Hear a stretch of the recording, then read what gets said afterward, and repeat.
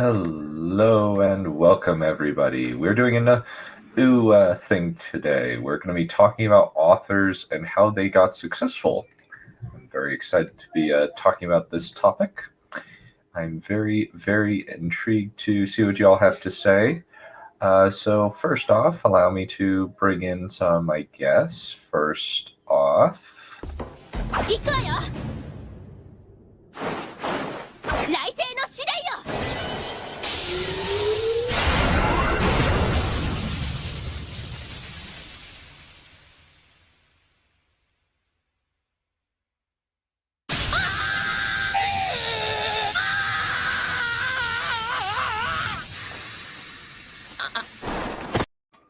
Hello! Good afternoon, everyone.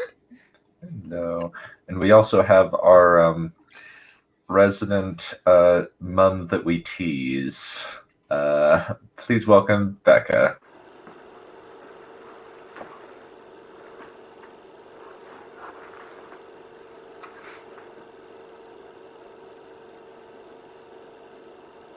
Yep, that's me. Not quite sure what I feel about that, but I guess embrace it. Well, since we can't call you the punching bag since that's white, we still like to tease you. Really? I hadn't noticed, you know? Well, you like to tease me too. There's Wolf, too. We are brutal with Wolf. But that's kind of a given, though. Yeah. Yep. So, and we have, let me see. I don't know which clip to use. Oh. I'll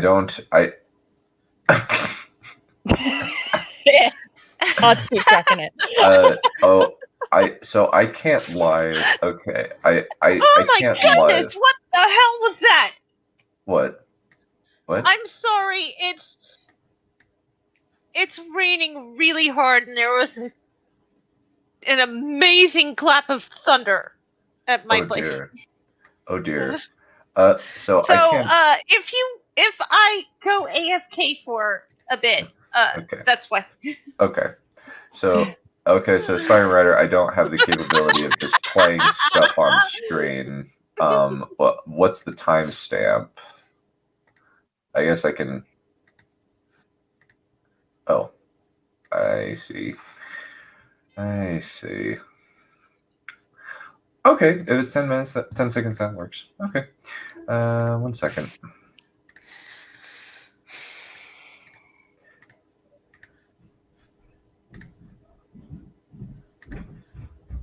I'd act the same way. What was that? Oh, it was nothing, sir! Your behavior is most suspicious! Hello. Cool. I'll download it later and put it in the till. Yeah. Cool. So, welcome. So this is kind of going to be talking about Brandon Sanderson, kind of the biggest name in fantasy right now. Mostly because he's actually publishing stuff. Yeah. Like, poor George R. R. Martin has been pushed. I'm about to say. Yeah. Just have to stick that in there. Well, no, I'm just... It's unfortunately... How did Tywin put it? I think he put it best. A lion doesn't concern himself with the opinions of the sheep. Opinions. No, that's not an opinion, it's a fact.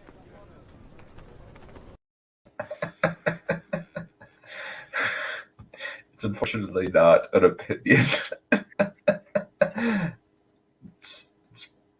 Mr. Martin hasn't put anything out in 3 years. It hasn't... That wasn't Fire and Blood. Meanwhile, Sanderson's like not even human for the amount of shit that he writes, so... Yeah. And then that's not counting some of the fanfic authors that I've read. Oh my god, they are freaking machines. Yeah. So, Brandon Sanderson has an interesting early career. Basically, like, he wrote for a really, really long time. Like I think, like, he did his like his master's thesis was a book that he wrote. Oh, nice. Yeah, the unreleased Dragon Steel, which is apparently the prequel to the entirety of the Cosmere, but he's going to release it after Stormlight 10. Yep. That might actually be a good idea. Oh, it definitely is, but it's still a pain to wait. Yeah. It's mostly because, like, we want to know what Annals is, Sanderson. Who is he? For you Cosmere fans in the crowd, that will make total sense. Mm-hmm. Yep. Yeah. I know. It does make sense. Yeah. Well, there's a lot of theories going around. Yeah. Yeah. Yeah. So the major thing that like Brandon Sanderson like he started doing was his first book was Elantris in 2006, and then Mistborn, and then Alcatraz and the Evil Librarians, and those are the main things that kind of jump started his career initially. But the major thing was he was able to get those published. Like a lot of people really liked it. But the main thing that allowed Brandon Sanderson to like take off and get like a lot of success was actually finishing the Wheel of Time. That's the major thing behind Sanderson's like skyrocket to fame over the past 15 years. Yeah. That's the shortcut. Yeah, definitely a shortcut. He basically assumed an entire fandom. And that entire fandom decided that they liked his books. Yeah, and he also was like had a pretty hefty like output during that time period of not just Wheel of Time books, but also he put out his own stuff while he was writing the Wheel of Time. Yeah. So, for reference, Wheel of Time is about each of the Wheel of Time books that he wrote are in excess of around. These are about eight. Gathering Storm, including the glossary, is about 781 pages. The Towers of Midnight is around the same length, and A Memory of Light is about 1,000 pages. Wow. And while he was... Oh, go for it. Sorry. Oh no, I was just gonna say that's basically a Stormlight Archive book. Basically, yeah. Actually, Stormlight Archive books are like 1,200 pages. True. Yeah. So he put out the Gathering Storm in 2009, but he also put out Warbreaker in 2009. Ah. And he put out The Way of Kings in 2010, along with Towers of Midnight.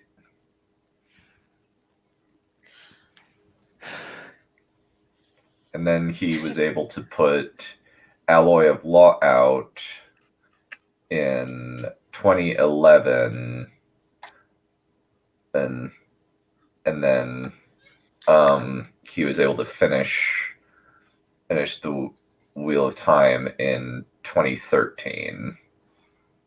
Or Tina like, put that out. It's freaking mad.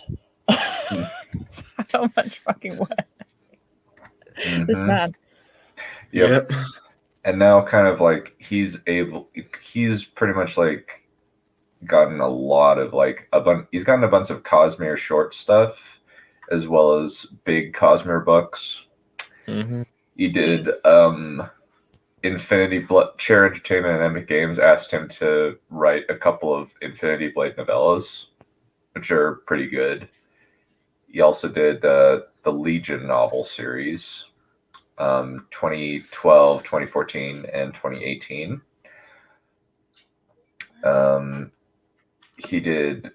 He's done the Alcatraz series, one in 2007, one in 2008, one in 2009, one in 2010, and one in 2016.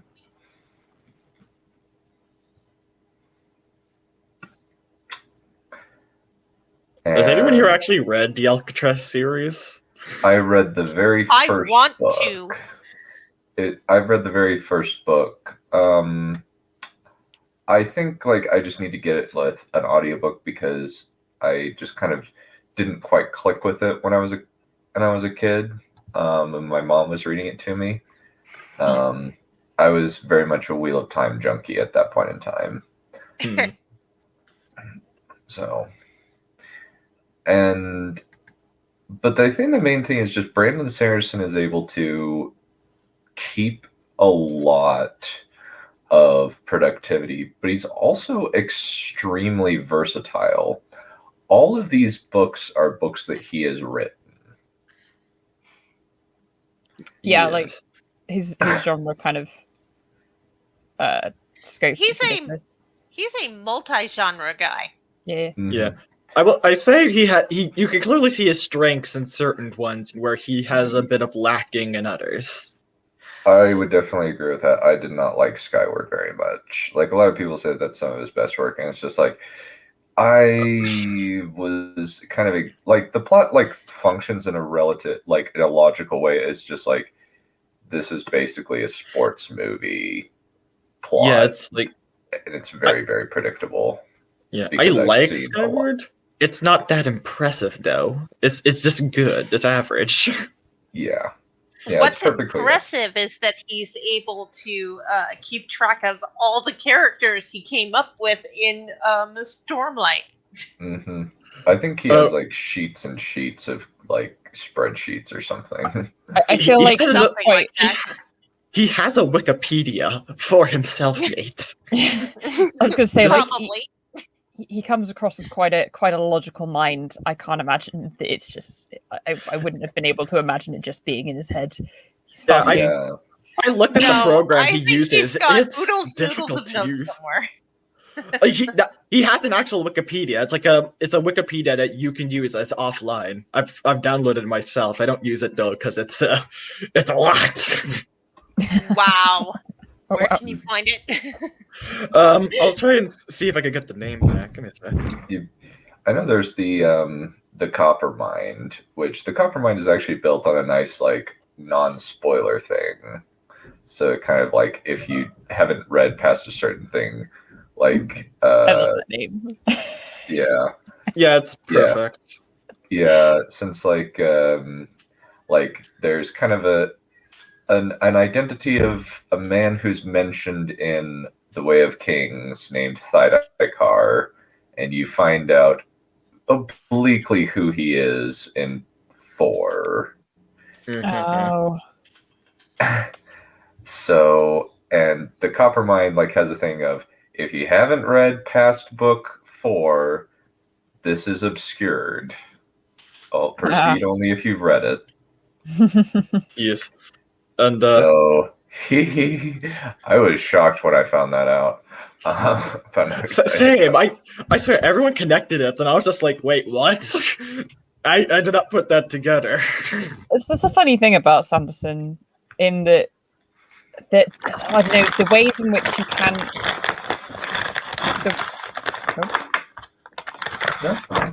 Done. You right? Yeah, I'm okay. I was just grabbing an old cinnamon bear. Okay. Also, I found what he uses. It is called WikiPad. I put it in the comments for all of you people. WikiPad. Okay. WikiPad, yeah.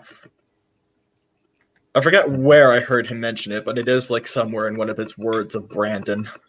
Really? I didn't know how. Really? I thought Thunder Force was a stupid Melissa McCarthy and Octavia Spencer movie about somebody who gets superpowers and has to fight villains. Okay, yeah, it ripped it off. Yeah, let's go with that. Okay. I guess. Steelheart definitely was jarring for me when I first read it because it's like, oh, it's Brandon Sanderson, and I was expecting like a very hard magic system, and then when I got the soft magic system, I was like, wait, what the fuck? Okay, for a reference of what Steelheart is, for those who don't know, Steelheart is a superhero, is basically a G-rated version of The Boys. Okay, Yeah. that's interesting. Yeah. I Basically, I really need to go out of Cosmere stuff. Really, I'm curious. I would recommend not reading past Steelheart. The series does not get better, unfortunately. Okay. It's got a really weird ending. I would say it's bad. They have a character recover from trauma in 15 minutes. Oh, It's like, wait, it was so rushed. I was just like, what is happening? It was very clear that he just needed a way to end this while including the title. And it's just strange. Uh-huh. Yeah. But it's kind of just the notion that, like, Steelheart's basically a book about superhero. Abruptly, like, a comet appeared in the sky and people started developing superpowers, and the more they use their superpower come, and the more powerful, usually the more evil you are. oh, interesting. Fair enough. Yep. And the book series is basically about this team called the Reckoners trying to police the superhumans and trying to get the superhumans out. Policing would say they have any sort of authority whatsoever. They just want to kill them off. Okay, they want to kill them. Okay, we're just gonna have to kill them. That really is B-rated, boys. Wow, yeah. Yeah. I placed The Boys in the same place that I put Worm because Worm's also a superhero deconstruction where the world is dark and there are basically no heroes, even though heroes is a actual title. We have protagonists, but we do not have like heroes. Yeah, because the protagonist of Worm ends up being a supervillain. Yeah.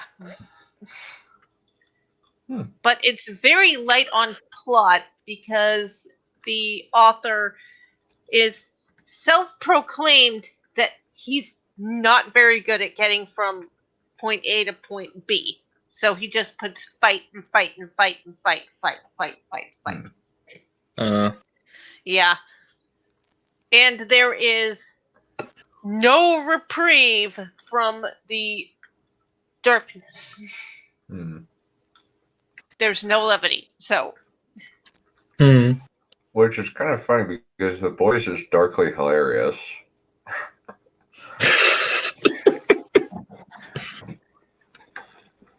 In no other movie will you have a man and have a dolphin ask him to put his finger in his blowhole. Oh, God. And then, of course, a dolphin would say that. and then the dolphin flies through the windshield because he has to brake, and then it gets run over by a truck.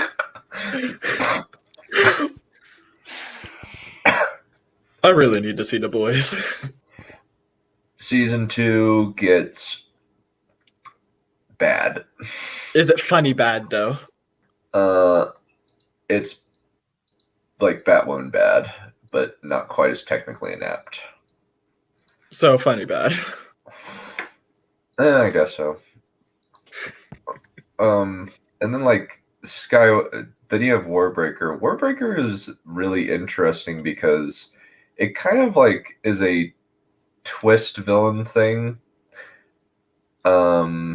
Because you're kind of told throughout the book that it's kind of one bad guy, and then it's revealed at the end it was another one. But it's done a lot better than the Face Frozen or a lot of other things that do the this. twist makes sense. Yeah. And it's also like really interesting because it's basically like a story in majority of the time it's in two female characters' perspectives, and both of them are very different. Yeah. I will say, I read Warbringer, liked it a lot. I did have a slight problem with the older sister. Not because she's bad, but I felt like I don't think he had enough time to develop certain turning points. Another thing that's interesting is that she I'm interested to see her development, especially since she shows up in Oathbringer. Yes, as That's what's not the a name spoiler. she is? What's the name she is in? Her name is. I won't. Actually, let's let them figure that one out. We'll let them Yeah. figure that one out when they come to it. Oh yeah, Aw! there's a lot of Warbreaker in How? Oathbringer, and it just makes me Yeah. want to be like, how did these people get here? I need to know. Yeah. Yeah. Which Well- means I need to get through Mistborn and then read what was that other one? Warbreaker, since a sword from an object from Warbreaker has a lot of prominence in the plot. Ah. In 3, it shows up at the end of 2, but it's in 3, and it has a big part to play in 4. But we have our Beleriov curmudgeon, and Hey. a wonderful thing is our Beleriov curmudgeon has evolved, and so he is, by virtue of finishing Fire Chronicle a Dragon, and also because I just barely thought of it, he has earned a new clip.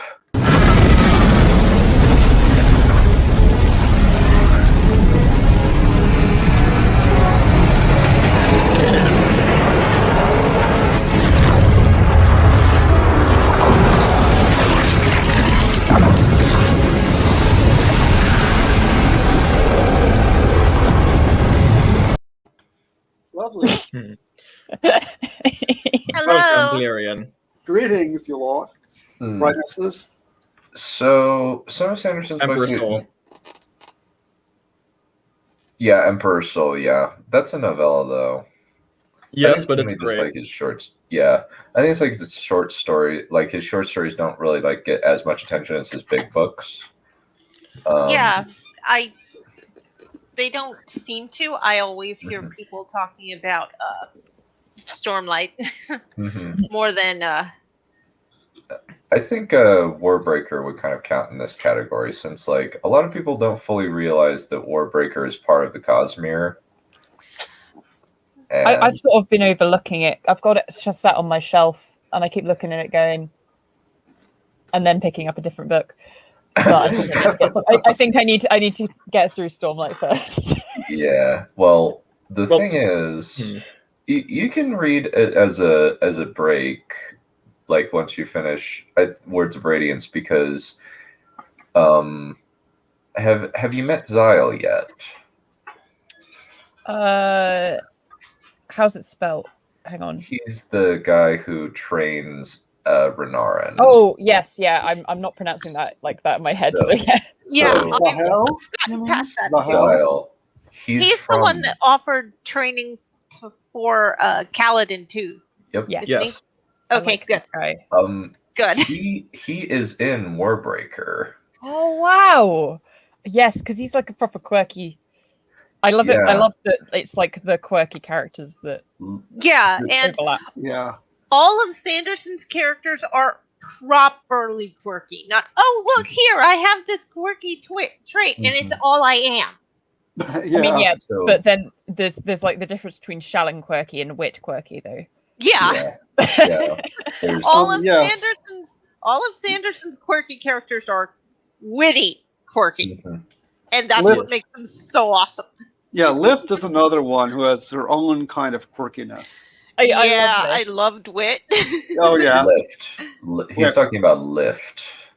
Yeah. She's Oh, a left. she's a tiny, perpetually starving young girl.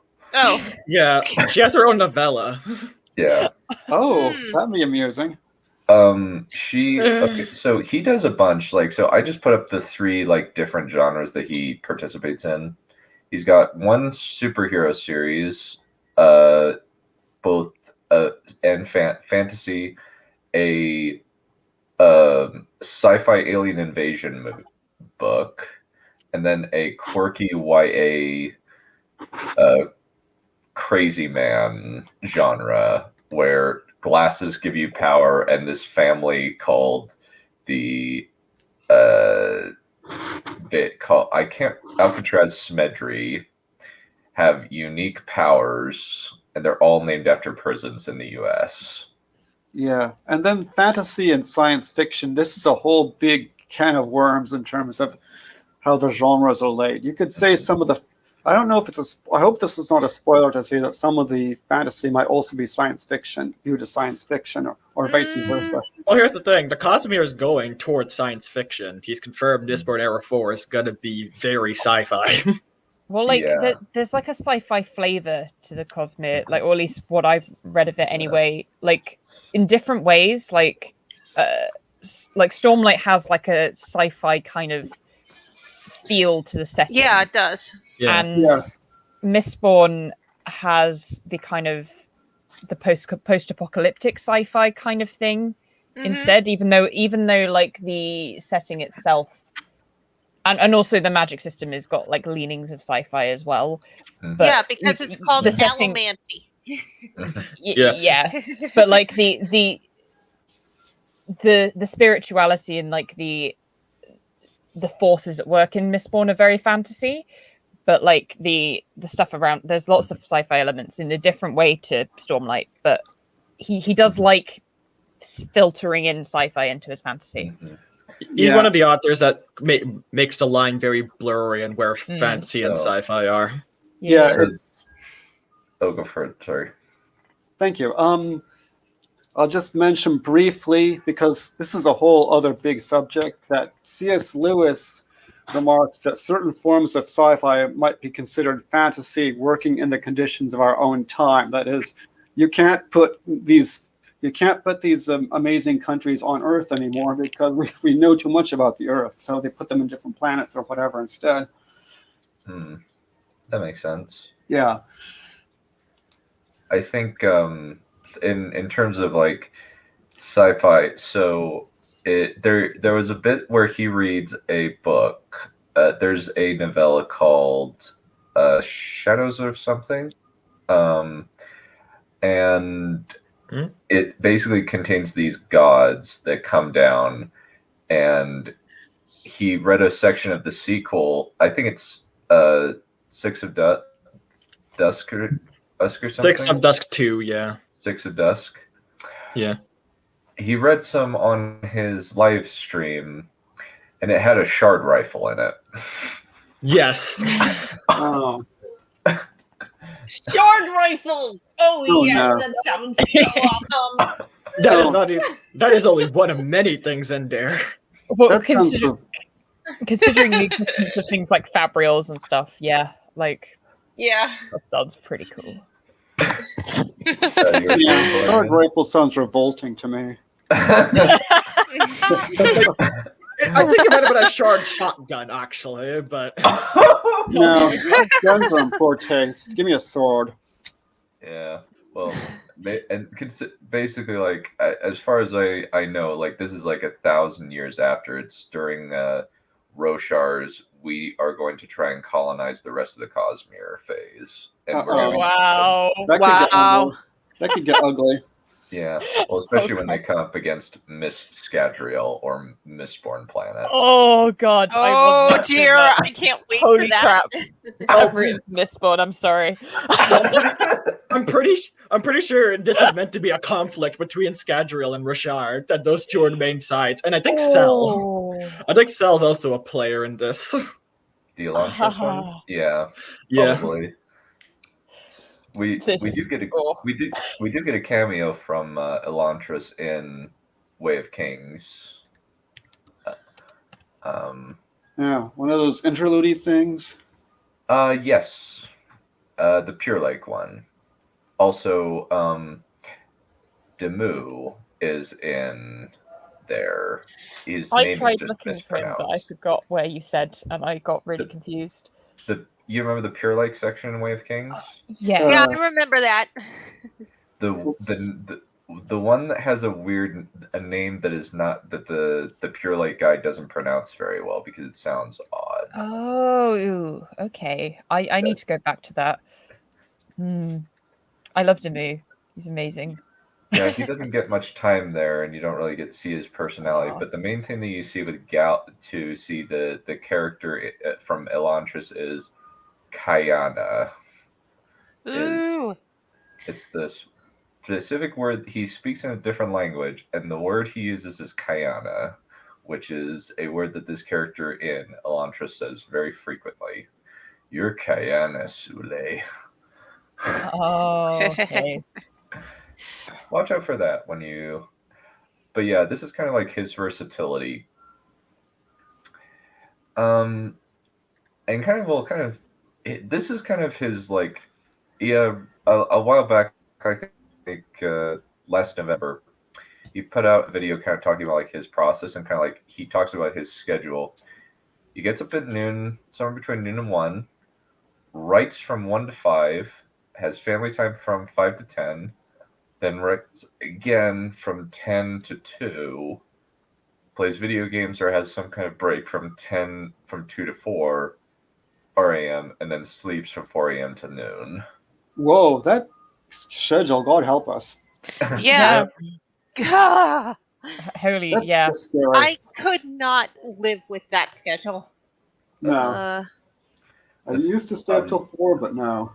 Well, he's only 45. He puts out a book every year, and he puts a Stormlight book every 2 or 3 years. 4. Oh, every 4 years. Okay. No. So Name it not.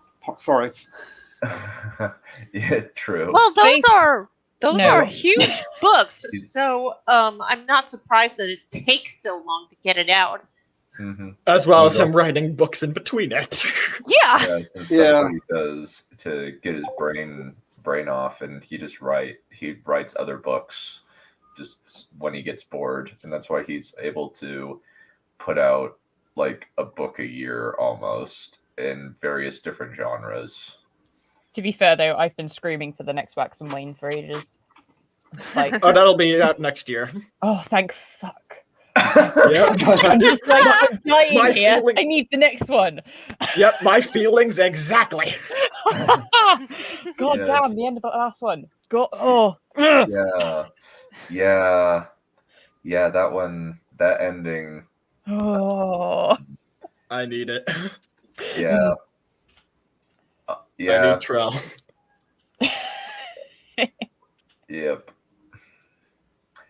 Yeah. Not gonna say anything since Neph is not finished. Miss No, oh Bourne god. yet. Like, not even talking about Wax and Wane I'm is a almost spoiler finished so. with the first book. I'm on like chapter 30, Oh, nice. and there are only like 4 chapters left. So I've got, Oh, nice. I've got 5 hours left, and I can get it all done in one day if I want. Mm-hmm. Ooh. Spoiler, I'll but have to stuff question you happens. later. Yeah. So I think Brandon Sanderson, like, I think he actually described it like his mom, like his dad's I think like some kind of is a really creative type, and his mom is an accountant who wanted him to be a lawyer. And he said that like I have the soul of an artist, but the work ethic of an accountant. That helps. Yeah. Yeah, and I need to get better. Like last night, I just couldn't sleep, so I just recorded a bit of me and Johan just had a blast watching School of Movies. Well, blast in quotation marks. We only got through the first 23 minutes in nearly 3 hours. I am not surprised. Yeah. How are my clones doing? This one I didn't have Mr. Agnew, thank goodness. But this part was just his annoying opening preamble. That was 23 minutes. Oh my Like, goodness. you remember his preamble in The Last Jedi that was 17 Yeah, I minutes, remember and that. there That was a like, pain to get through. yeah, we got the rancor of progressiveness out of that one. That was the only good thing we got out of that one. Actual line in that video. Yep. Your complaints about TLJ are the bleated cries of a Garmorian guard being devoured by the rancor of progress. Yes. Anyway. Yes. Back to Sanderson. Yep. Mm-hmm. So, but I think like his initial success was with Elantris, because Elantris is a very interesting book. It's very different than a lot of like fantasy novels because so the basic plot of Elantris is a prince named Raoden gains this curse. It used to be a blessing, but now after after some kind of cataclysmic event, the people who become Elantrians in this country become almost like walking corpses. They don't heal and they just consistently feel the pain of their injuries. And there's a reason for that earthquake that will not be revealed, that I will not say until you meet a character in Oathbringer. Oh. So, after I read Mistborn, should I read Elantris or should I read Alcatraz? That's Elantris. what I was. Elantris? Okay, Elantris is next on my book after, what was it? Arcanum Unbound? Yeah, that's what it was. Yeah, and there's couple of little short stories, Elantris short stories in Yeah. Arcanum Unbounded. Yeah. Yeah, And it's weird to read Arcanum Unbounded before Elantris. Yeah, but I'm or Mistborn, yeah. or Stormlight 3. Well, Stormlight 3. Well, I'm or not. any Cosmere thing. I'm not actually planning on reading it until after I finish. Until after I finish reading. The first trilogy of Mistborn and the books I have of Stormlight, and I have all 4 of those, plus the Edge Dancer. Edge Dancer is included in Arcanum Unbounded. So Oops. you can save a little bit there. So don't worry, Space. You can spend your money on that instead of Star Wars: The High Republic. Yeah, Or just get it from your library. Yeah. Buy Stormlight and almost everything by Sanderson instead of Disney. Yeah. Take that, Disney. We're not giving you our money. Yeah. And also, like, it's interesting, like, it's actually cool that Orson Scott Card, like, shouted out Elantris. Okay, so after I buy that one, I'm going to start buying Elantris. Yeah. But essentially, Elantris, the story of Elantris is basically Prince Raoden trying to, like, he keeps his identity secret, but he basically is trying to create a functional society inside of Elantris. And he meets with a guy named Galadin, who basically just becomes his companion throughout the story. Mm-hmm. And while that's happening, the princess that he was about to marry is in the city just as he dies, or quote unquote dies. They fake his death and say that he died of a sickness, when in reality he basically just got the Sheod. You got the what? The Sheod. It's the mark that turns you into. It's a freak accident that turns you into a Lantrian. It's the. Okay. It's this world's version of investiture. Each world in the Cosmere has a different kind of investiture, which is basically like magic god powers. Oh, so. Mm-hmm. Huh. Okay, when you said Sheod, I thought you were doing some weird new slang. Like that Tismy Chad got the Sheod, dude. It's about as there newfangled as Kremling, so. Yeah. Now that I there's- think of it, Galadin is like rocking a lot when it comes to his personality. Yeah. You're Kayana Sule. So this is Galadin with a G, not Kaladin with a K. Yep. And I think it's Okay. Galadon. I think. Yeah. So. They're actually. Actually, like, I think Crow just barely finished with 11, but Crow is on a little bit of a hiatus last I checked. Poor guy just needs a little bit of time off. Yeah. Yeah. But then I think like it was. I think on the strength of the first two Mistborn books and Elantris, that actually like I think Harriet just picked him, like out of a lineup, and I don't know if she. I think he himself said I didn't know if she read it, but she handpicked me to finish the Wheel of Time, and like I love how he describes Harriet McDougal as this like grandmotherly southern gentlewoman. Oh, Well, there is something about Southern women who are very, who are, yeah. Yeah, who are and like she's an older lady, but and like she's like this like perfectly proper like southern gentle lady. Yeah. and I think the first thing that Brandon's like, and Brandon Sanderson is a mega fan of Wheel of Time. yeah. And So he must have been ecstatic to be chosen to do that.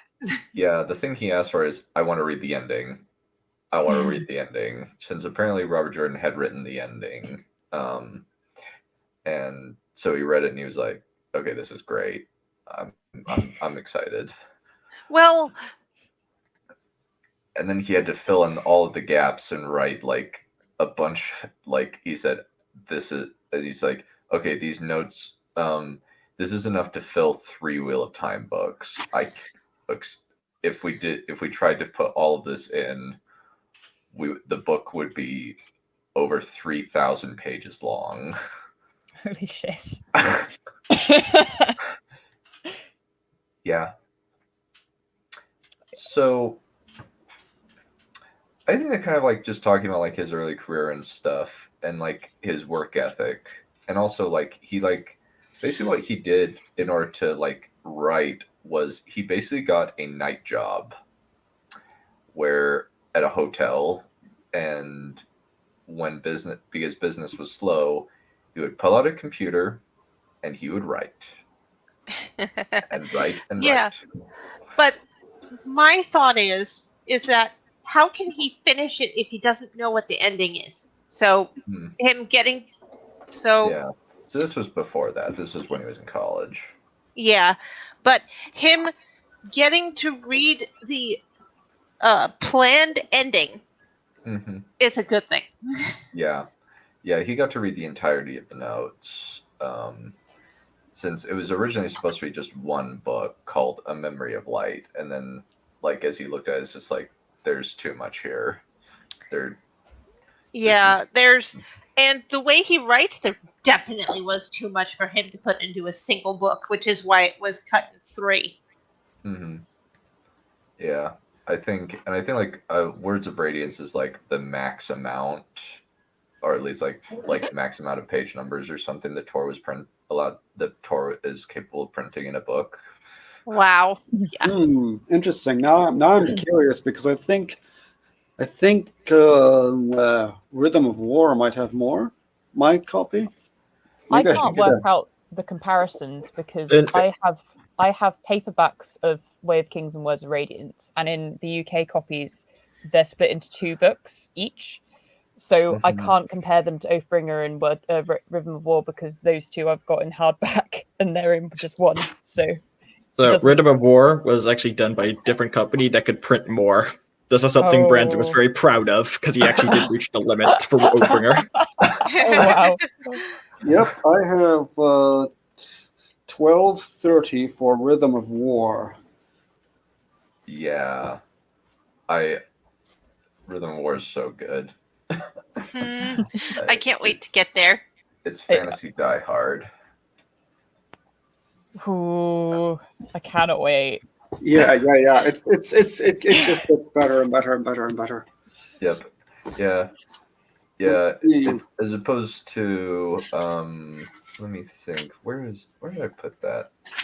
Oh yeah, I think I found it. It gets better. It gets fucking better. Okay. But it actually gets better instead of going, oh no, it's worse. Yeah, don't you dare use sarcasm on Sanderson. Yeah, don't you dare. This Don't you dare, because this is well, genuinely gets better. well, kind of the thing is, This is a film about space wizards intended for children. and there is space, and there's a bunch of space. It's basically like a bunch of different planets, and eventually it will become a movie about space wizards. Okay. My copy of Words of Radiance is a paperback, but it's 1,097 pages, a mere 1,907 pages. 907 pages. 1,997 pages. Mm-hmm. It's not even 1,100 pages.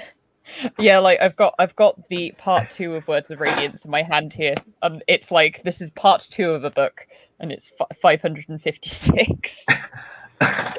Like, that's half a book. Okay, wow. Yeah.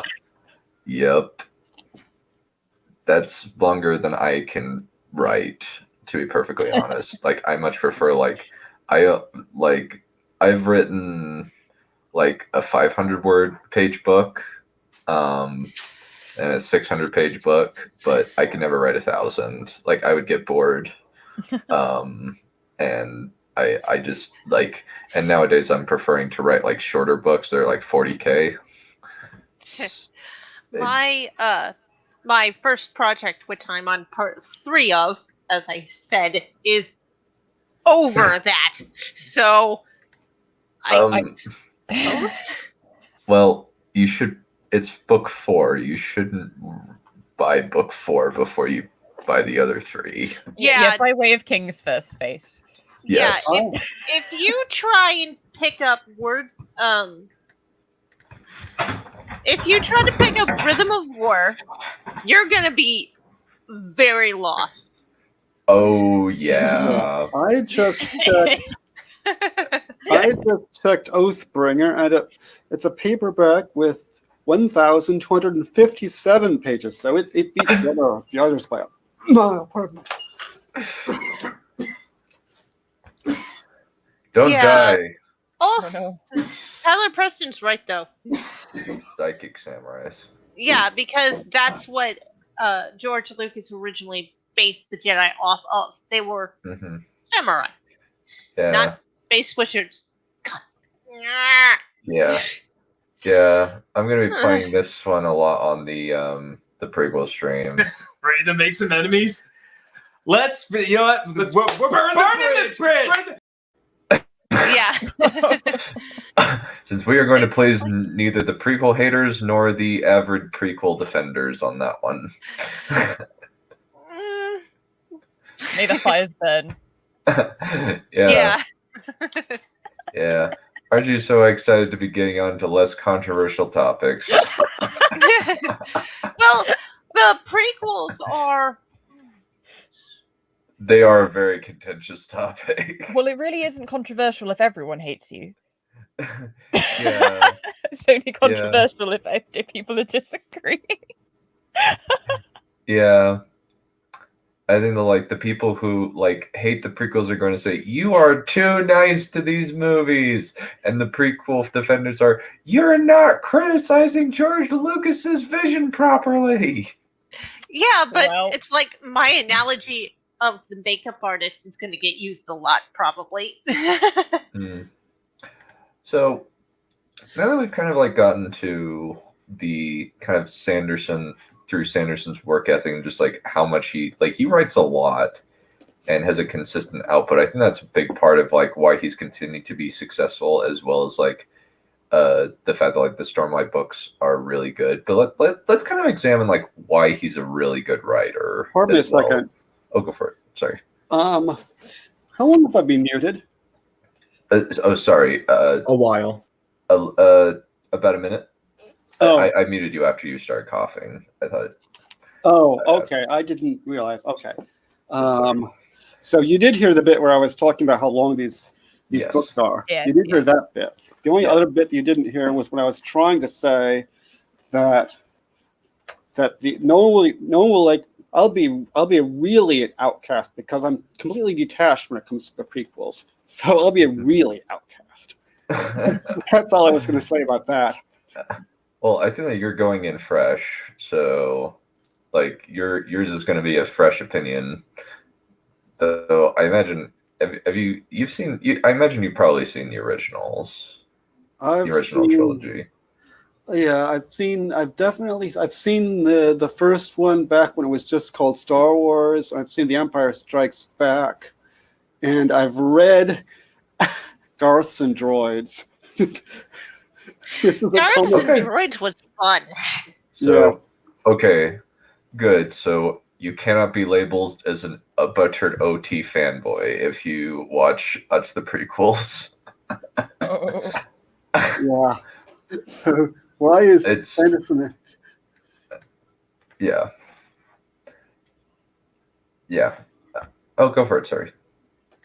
Just why is Sanderson a good writer? I was just going to say that, and then I was going to move on back to the topic. Yeah. I think that for those of you kind of who, so for me, I think that one of the major reasons is Brandon Sanderson. He's actually described his process as he discovery writes his characters, but he carefully outlines his plots that he wants his characters to go in. That's interesting. Which is kind of since he's kind of described this in his lectures, where the writing of a discovery writer, generally they have a very good character work, and the characters feel very organic because they're kind of making a lot of making decisions that feel like something that they would do in the moment, and they kind of write and write, kind of like George R. R. Martin or Stephen King. But usually outliners have a problem with ending things. Well, no, not outlines. Discovery writers have problems with ending things. It's kind of the meme these days that Stephen King's good endings are relatively few. I haven't read anything. I just know the buzz, and I just know about the Langoliers is weird, and the weird giant spider at the end of it. What? You haven't heard about the giant spider at the end of it? I have no idea. I tend to stay away from stuff like that. Basically, it's a giant eldritch spider that uses shape-shifting spider that uses a clown as a meat puppet in order to lure children to for him to eat. Oh, lovely. Well, what can I say? Stephen King's a weird guy. Well, remember, he did cocaine while he wrote these. Yeah. No comment. Yeah, he's the guy who he wrote Sleepwalkers, the movie, but he didn't write it as a book. He just wrote it. So the vampire cat incest movie. Doubly and triply no comment. Yeah. Yeah. Yeah. And what's worse, it's not brother sister. It's mommy and son. Yeah. Can we move back to Sanderson and wholesome things, please? Please. Christ. Let's just talk something else. Something that's not. Back to Sanderson, the wholesome fantasy writer. Yeah. Yeah, no child orgies here. Oh God. Fucking hell. Stop already before we kill you. Please. Thank you. Yeah, please. Yes. And yeah, Stephen King's weird.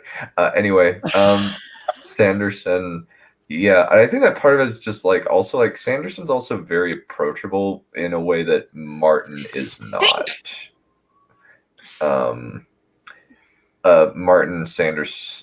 Martin, Joe Abercrombie, and Mark Lawrence are kind of the other names in fantasy, though. Mark Lawrence and Joe Abercrombie are kind of like mid-tier. They're successful. Yeah, he kind of does. Yeah, he does. Nice. Good to see you, Crow. I haven't really read many of Stephen King's. I've just heard summaries, and it's just like Pet Sematary at least is odd. Is kind of like seems like it's the only like seriously nihilistic ending of his. But yeah. I've watched a lot of movies of his books, but not actually read the books himself. So Yeah, since the books are like multiple, since like they're huge, they're like bricks. Yeah, I don't know. I mean, to be fair, a lot of the movies of his films are like kind of films to watch if you're at film school. So yeah, picked them up. Like is It and The Stand on there, or what? I'm more thinking or is it like Shawshank? Shawshank, Misery, The Shining. What's the other one? Anything that isn't Green Mile. anything that wasn't a miniseries, a TV miniseries, pretty much. Yeah. Including the Shining miniseries. Dr. Crow is here. Yeah. Hello, Crow. Hey, Crow. Hey. But I think like for me, like part of it is like the amount of stuff he is able to put out, but also like just the craft that he's put into it. He's put a lot of thought into like just how his process works, and also like just how stories in general work, like how he's like able to teach a college level class just about creative writing and the publishing industry. And go for it. Sorry. Oh no, I was just going. Yeah, and a lot of it is like his endings leave a very good taste in the mouth, as opposed to because I think that's a major thing. Like everybody knows that like Sanderson's endings, the Sanderlanche is is generally the best part of his books, because he carefully outlines and builds up to that point in the ending. Mm-hmm. It's one of the strengths of outlining. Go for it. To be fair, best might be a complicated word. Yeah. I mean, the first Sanderson book I ever read was The Final Empire. No spoilers. Best is a complicated word for that. It involved a lot of screaming. Yes. Yeah. Though was that I imagine you were screaming in a different way. Not happy. I mean, like you were screaming in a different way. I imagine you were screaming in a different way at the end of the last Wax and Wayne book. Yeah. Do you guys just listen to Becca's screams to know what the hell she's thinking?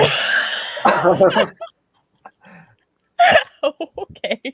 Well, no, I know who Becca is. So I'm just imagining that,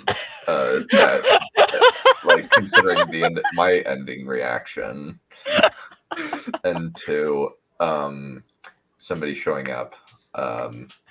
You know who I mean? People who have read the 6th Mixborn book. Yeah, I did not read Arcanum Unbounded until after that. I did not read Secret History, so that was a big surprise. I've got Secret History on my shelf, and I purposefully am going to reread the original 3 because I haven't read them in years, and I just want to have all of Mistborn in my head and then read it, and I'm so excited. Yeah. That's a good idea. And I'm not gonna read Arcanum Unbound until I've got at least the first trilogy written. Well, not written, read. Yeah, and Words of Writ. So it's basically like the gateway things that it's basically like you must have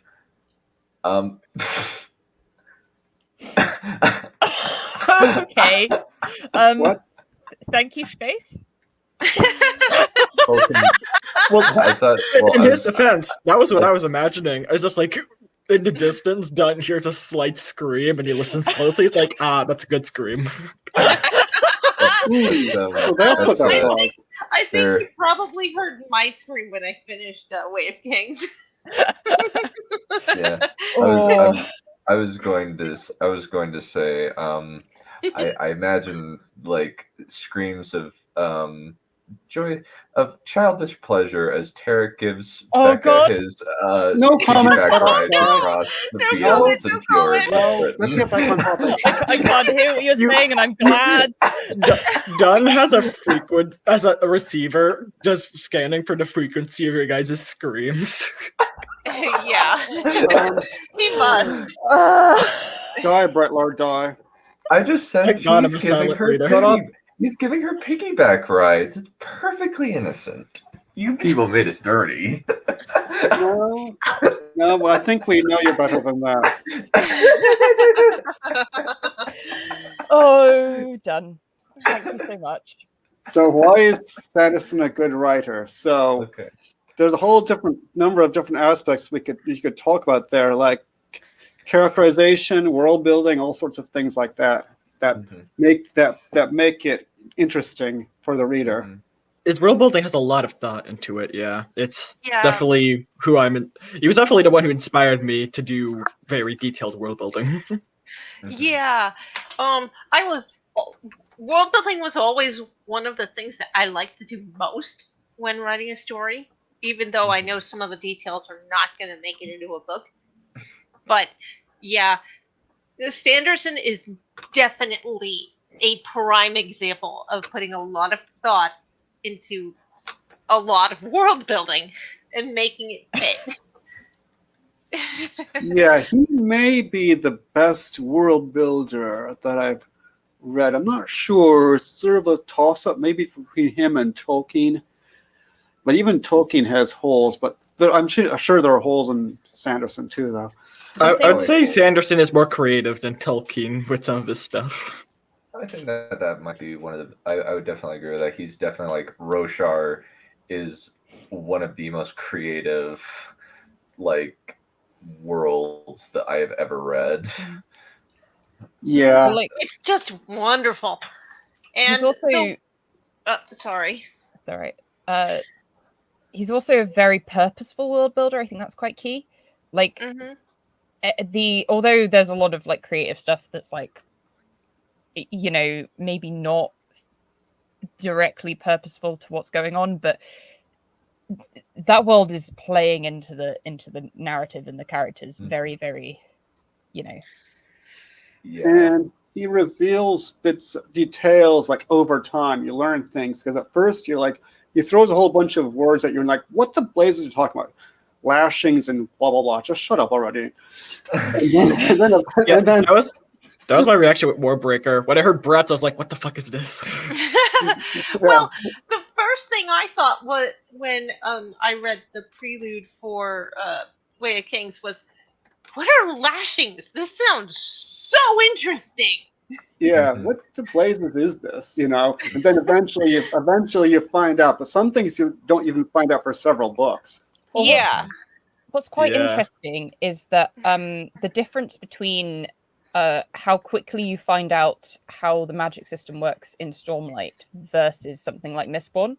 Like in Mistborn, you don't figure out completely straight away, but within the first couple chapters, you have enough of an understanding that you're on your way to pretty much understanding the majority of at least Allomancy.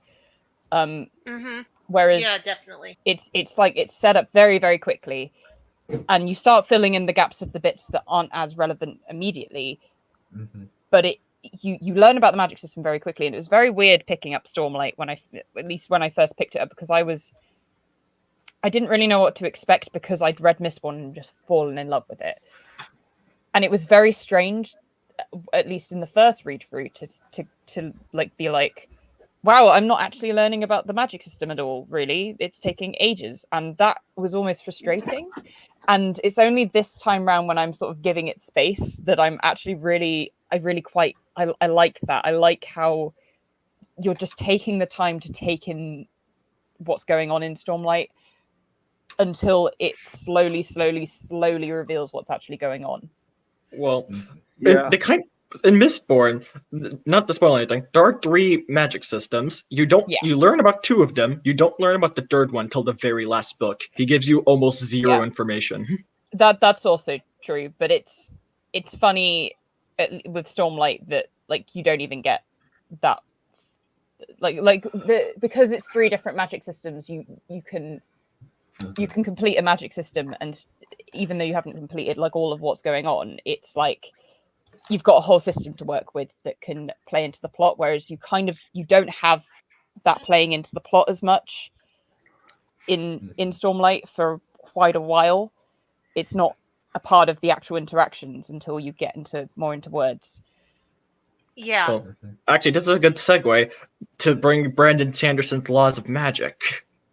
Because he clearly has put a lot of thought into his writing, and he tries to share his thought process on magic systems. And one of his things is the more your plot depends on the magic, the more you need to explain it. And so he knows that he needs to explain it when it's becoming important. Yeah. Hey. Oh, there we go. Nice. Cool. There they are. Yeah. Yeah, I'm not even sure because they're so complicated. There's so many different types of magics. I don't even try to follow them all. I only get the principle, which basically has to do with Spren. I enjoyed learning about Kaladin's abilities with Kaladin as he figured them out. Yeah. Fun. It's one of the best ways to introduce the magic system is have your character be learning it. Oh, yeah. I mean, the scenes with him running through the chasms, they're so much fun. Yes, they are. Oh, here we are.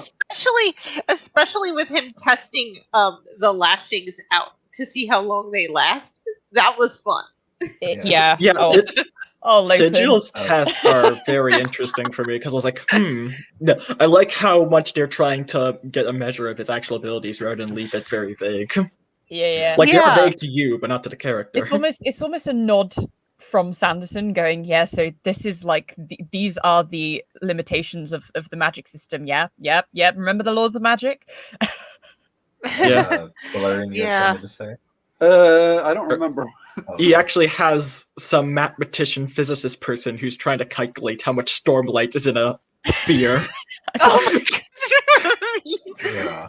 Oh yeah. Oh, I think I was only calling attention to these laws up here. Yeah. I think that's all I was doing. Yeah. So it's kind of like the 3 laws are the author's ability to resolve conflicts in a satisfying way with magic is directly proportional to how well the reader understands said magic. Weaknesses are generally more interesting than powers, and expand, don't add. Hint, hint, Disney. Well, Yes. well, we'll just leave Disney. We've pretty Yeah. much. I'm Disney- sorry. like, It's just. it's fine. It's fine. It's just, Ugh. it's your favorite thing, Neph. We know. Yeah, Neph, this Yes. is a wholesome stream. We don't want to talk about Disney. Yeah. Disney not being wholesome? Yes, Disney Yeah. is filthy. But that's the thing. You should expand. If you're gonna add new powers, then the powers have to fit within the rules that you've already set. You cannot rewrite them. Mm-hmm. Like teleportation. Yeah, we will. Yeah. Or geographic distances.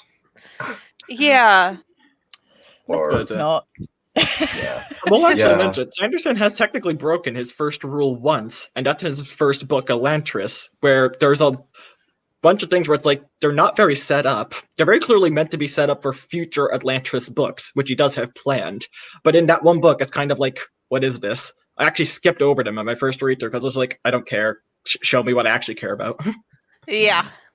But now that there are more books out, it makes more sense, I suppose. Well, Elantris is still not having any sequels. He's planning it's on doing not? them. Oh my It's getting goodness. sequels, but it currently doesn't have them. They're like Oh, so they're he's- years away. Oh my goodness. Yeah, so they're still Tolkien kind of law- like, what were you setting up Okay. here? Tolkien's Laws of Magic. I actually don't think that Tolkien. I know that Tolkien had a whole thing called On Fairy Stories, but he doesn't necessarily have Laws of Magic.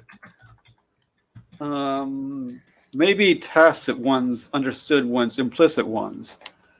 Yeah. There's not an awful lot of magic. There's not an awful lot of magic in Tolkien, relatively speaking.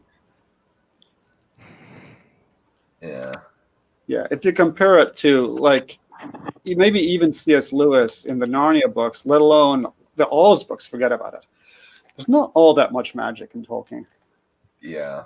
So, but yeah, I think but Brandon Sanderson has kind of like codified the laws of the three laws of magic, but he's also added an unspoken fourth rule: err on the side of awesome. Yeah, rule of cool, basically. Mm-hmm. Yeah, but yeah, like Tolkien, like Sanderson's books are more full of magic than Tolkien's books. Like, Yeah, Tolkien doesn't use as much, which is good since it's a soft magic system. mhm. Yeah, I mean, Sanderson starts out with magic right away. The first, I'm talking about Stormlight, because all I say is related to Stormlight. Right away, you get into magic, lashings, and blah, blah. In Tolkien, you start out with, like, hobbits sitting around smoking or stuff.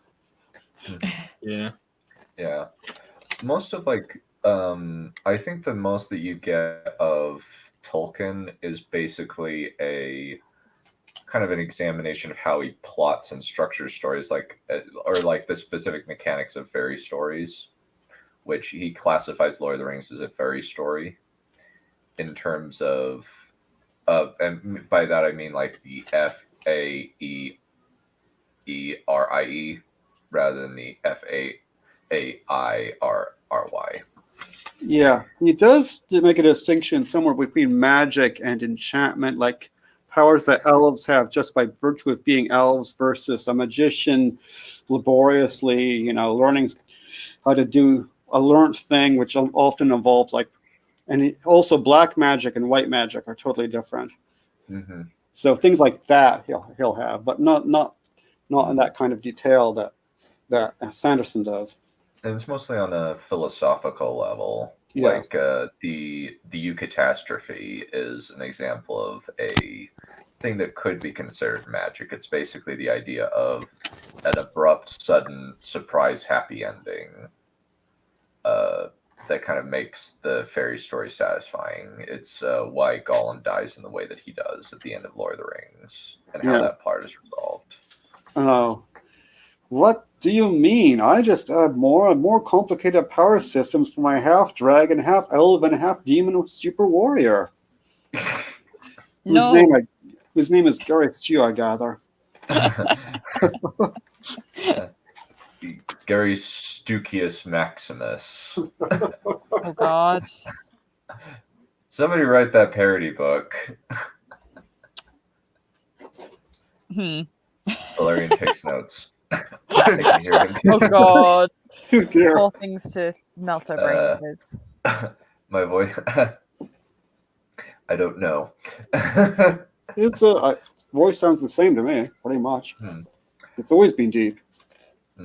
Deep. I go all the way down low, baby. Yeah, you're probably a bosso. Yeah, I avoid singing I've avoided singing classes for most of my life. I've got a good natural voice, but my pitch is terrible. Okay. Partially like I did orchestra, and I'm just like was tearing my hair out with boredom. Yeah. Through every single orchestra thing that I was forced to be a part of. I was just like, I am so bored here. Please kill me. But I think kind of like a big thing is kind of like Brandon also like is kind of, even though there's like a lot of like there's a lot of violence in his books, it's actually pretty accessible. That's all I'd say. Like I would be perfectly happy with handing a kid, maybe like a 12-year-old kid, Stormlight. Yeah, I was going to say I probably wouldn't give him Mistborn.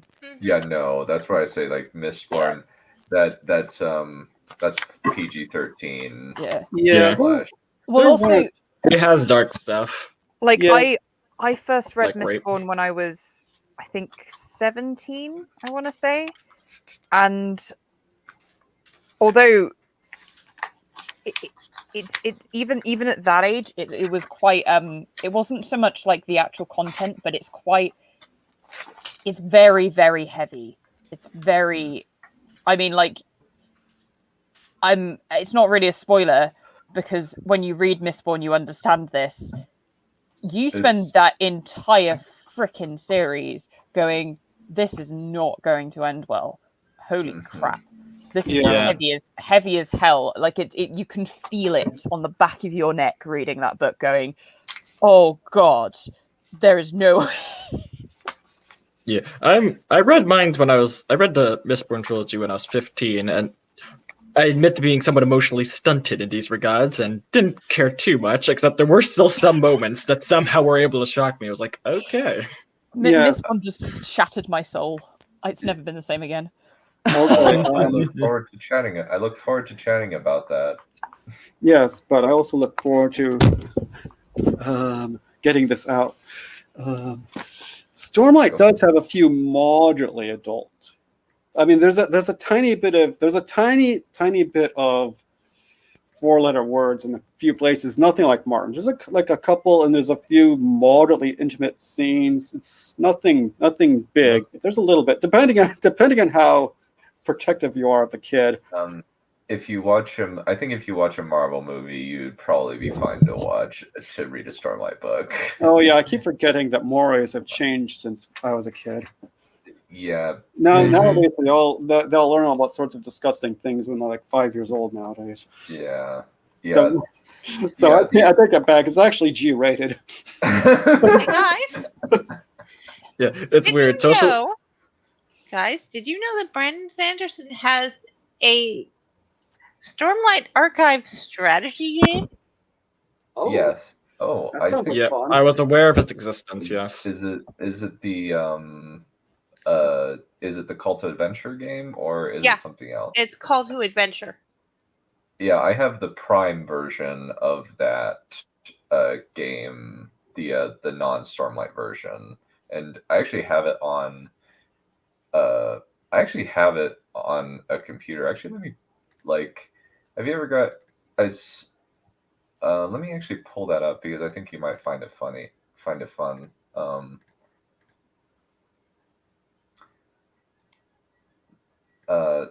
It's actually like something I got like at least a couple of ideas. Let me find my game. I'm actually wondering if I'm already doing one game. Can't do that yet. Because So this is how the game works. So basically, like, you're trying to. It actually works in an interesting, very interesting way. Basically, it works like a three-act structure, Mm-hmm. and you are a set of adventures. You get 3 cards to start. You get your origin, your motivation, and your destiny. Your destiny is not revealed to anybody, but this is kind of what the game looks like. Oh, nice. And you basically pick one of these, put it, and then you can flip it over. Okay. And then you can pick. Where are we now? And this is kind of the thing about it. And you can kind of take a look and flip it over and check what it is and kind of pull it up. Looks interesting. It does. Yeah, it might be fun to play that on stream sometime, but we'll have to see. Invite me over if you do. I'd love seeing it. Uh-huh. Master of Whispers, isn't that from Martin? It might be. I'm not sure. I mean, that's there's a Master of Whispers in Varus's Master of Whispers. Huh. There's also like let me see. And like put it right here, flap it. There's kind of just a unlock. Do they have any glyphs? Any glyphs? Technically, yes. There's icons on it. There's also like basically how it works is instead of dice, you have runes, which are these things. You can randomize it and get a number off of it. Yeah. Oh. Strange. Cool. Yeah. Yeah, that's Call to Adventure. Yeah, I wouldn't mind playing a game in that. Yeah, it'd be interesting. Yeah. It's also interesting because like I actually played it with some of my friends and we just recorded all of the beats of the story. Because basically what you do is you pick an adventure thing from the act that you're in, and then you roll your runes to see if you get it, and whether you pass or fail we recorded it, and I just wrote it all down in a book as an outline for a book. Oh. Huh. That's kind of cool. Yeah, I think I still have that outline.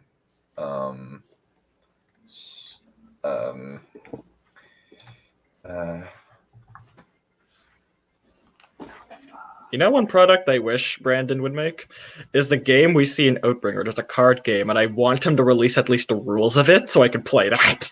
Oh, wow. Oh, that would be so much fun. Yeah, it's like he gives you just a teeny tidbit in the book, and it immediately makes me be like, I need more. I Give me want more. to play that. Yes. You know what I want? One of his language books, preferably with the script. There are bits of script in the books. I'll have to show you that sometime. Yeah, I do have to agree.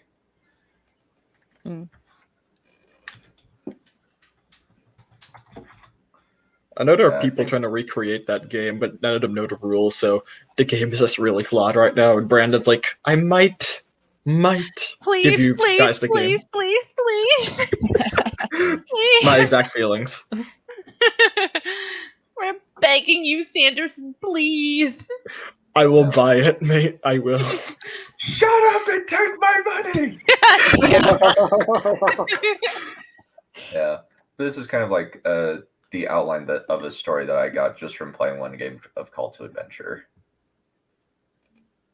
Oh, that's cool. Wow. Sanderson made outlining a book a game. Mad respect. I mean, that's quite a Sanderson thing to do, to be fair. Well, technically, Sanderson didn't make the Call to Adventure game. They just asked, hey, can we do a Stormlight version of this? And he's like, sure.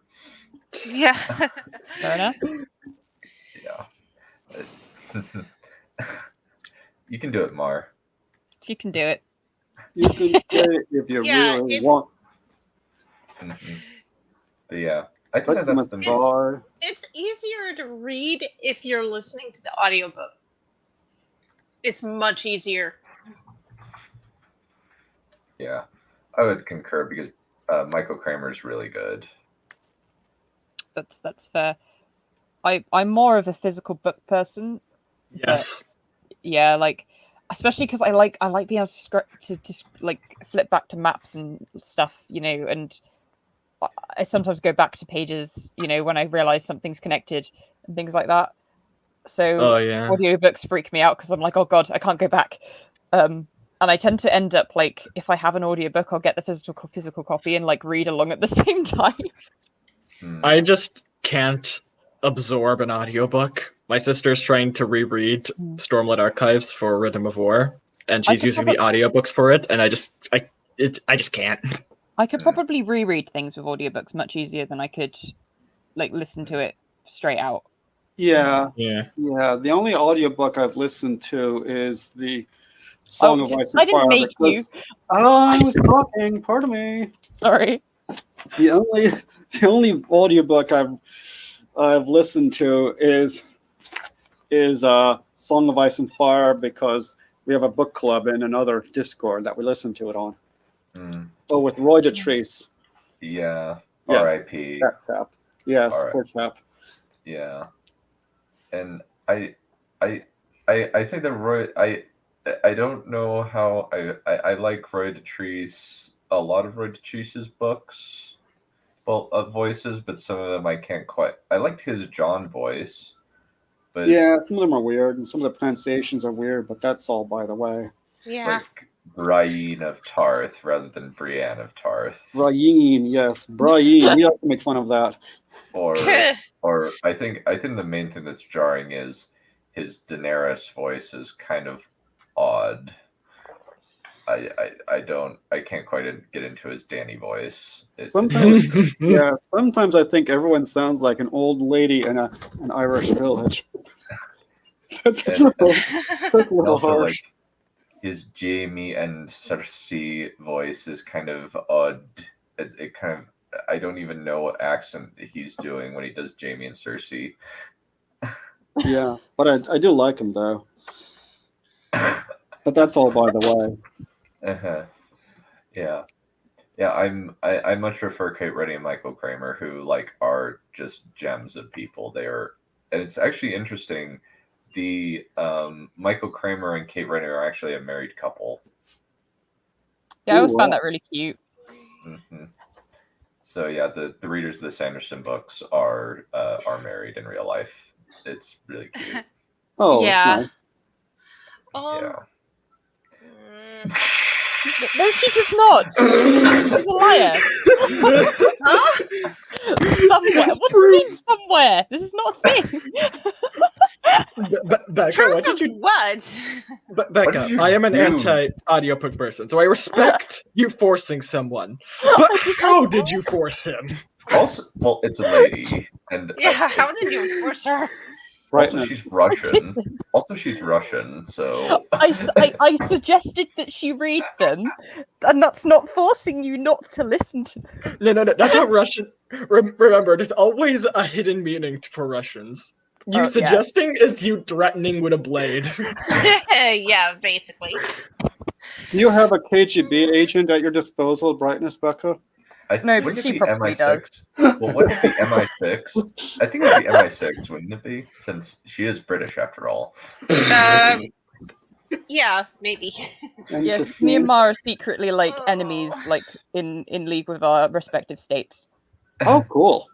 Yeah, it's the whole thing. We're in the presence of celebrity here. We better watch our P's and Q's.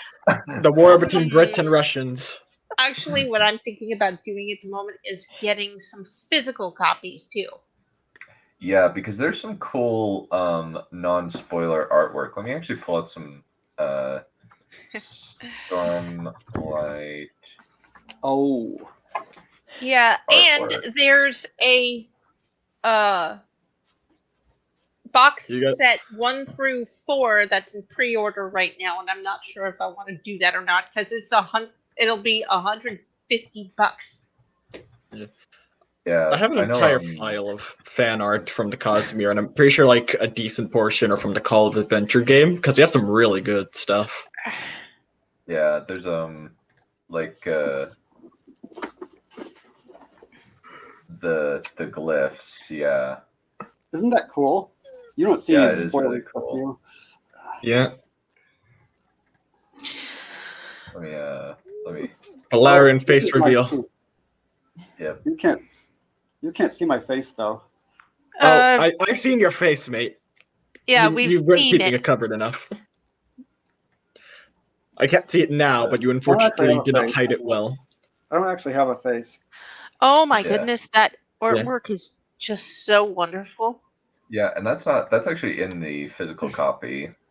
Yeah, Yeah. like one of the reasons I'm reluctant to go, well, like there's a lot is that Seeing these, I'm if you don't definitely if you gonna don't do read- that. There if is you don't some- read the physical copy, you're missing out on a lot of amazing art. Yeah, There's some. They like That's to what I'm show doing, and fashion, then- and it's really fucking good. oh my Mm. goodness, that's a beautiful map. Oh yeah. Sanderson gets all the best artists. Yeah. I live next to If I his do artist. this, then I can Oh, bully my here he parents into comes. reading it too. No, like literally, like his, like I live next to the guy who does his map apps. I own a, yeah, You need to introduce me to him. Well, yeah, he's my neighbor. He lives like right next to me. Yeah. Yeah. Sanderson cred, la la la. Done knows all the people. yeah. Well, the thing is that my parents actually do like fantasy, and So they have a lot of fantasy and science fiction books. So I believe Sanderson's books are going to be right up their alley too. mhm. Yes. Convert everyone to the great Sanderson. I will. Well, is- I want to, Yep. This is but I can't. I kind of can't do that because I have Audible and I don't have the physical books. I have to get the Yeah. physical books because they prefer the physical books. As they should. Yep. Yeah. And So, this is an example of a white spine from for those of you who haven't seen one. So if everyone has seen this picture of Shalon, I'm going to hide myself again. Everyone's seen that. Yeah. Yeah, Yep. I love Shalon. She's so amazing. Yeah, she's great. Yeah. Then this is an example of a chasm fiend. Oh God. That's what. Yeah, chasm Oh, wow. fiends are Cool. they are very, very cool and also terrifying. For Yep. comparison, that little dot right there is a human. Ah. I don't yeah. like giant bugs, And that's why they're terrifying, because they're so huge. and because they're bugs. I don't like giant bugs. Yeah. Not They're more so much- crab. yeah, they're more Lobster. crustacean. Yeah. They're arthropods. I don't like giant Yeah. arthropods. And this is Well, an act. Nobody likes giant arthropods Yep. because they're terrifying. Yep. This is an example of an act. This is what an axe hound looks like in Stormlight. Like this is the official artwork of what an axe hound looks like. That is actually adorable. If you don't mind my saying. Yep. Do we have an image of a Kremlin? We have sky eels. And I think this is. Ooh! Oh no! Go And back this to the sky eels. Go back to the sky eels. Yep. That's a That is actually adorable. It makes me think of dragons.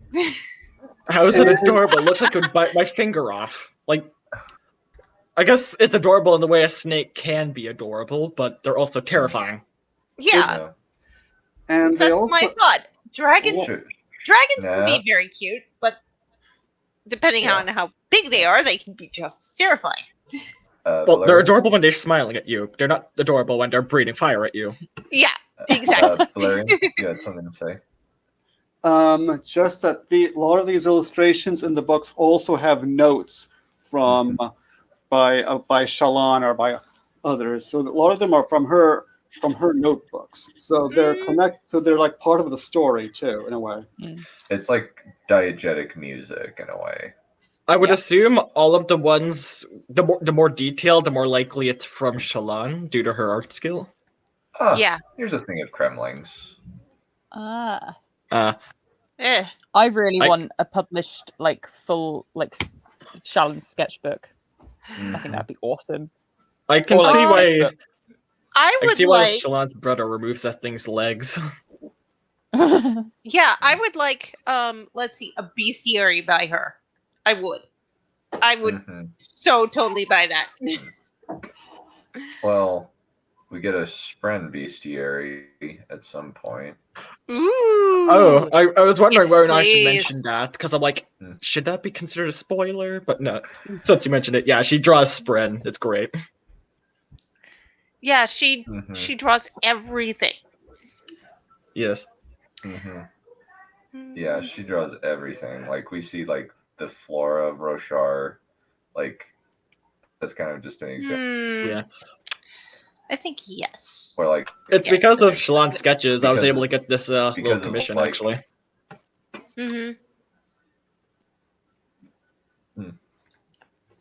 Yep. But yeah, Sanderson. Yeah, I think like in terms of like Sanderson, a lot of it is kind of like very meticulous, and also like, yeah, he got lucky, but I think like he was able to, and like I think like he didn't get as much of like rejections as say J.K. Rowling, but he did go through multiple books. So writers out there, do not worry. Write and write and write until you do something good. Yeah, until you grab their If you attention. have the money, get an editor. Yeah. I know Brandon has the Wheel of Time to help him, but I think he would have. Yeah, I think he would have become popular right away. Yeah, I would agree.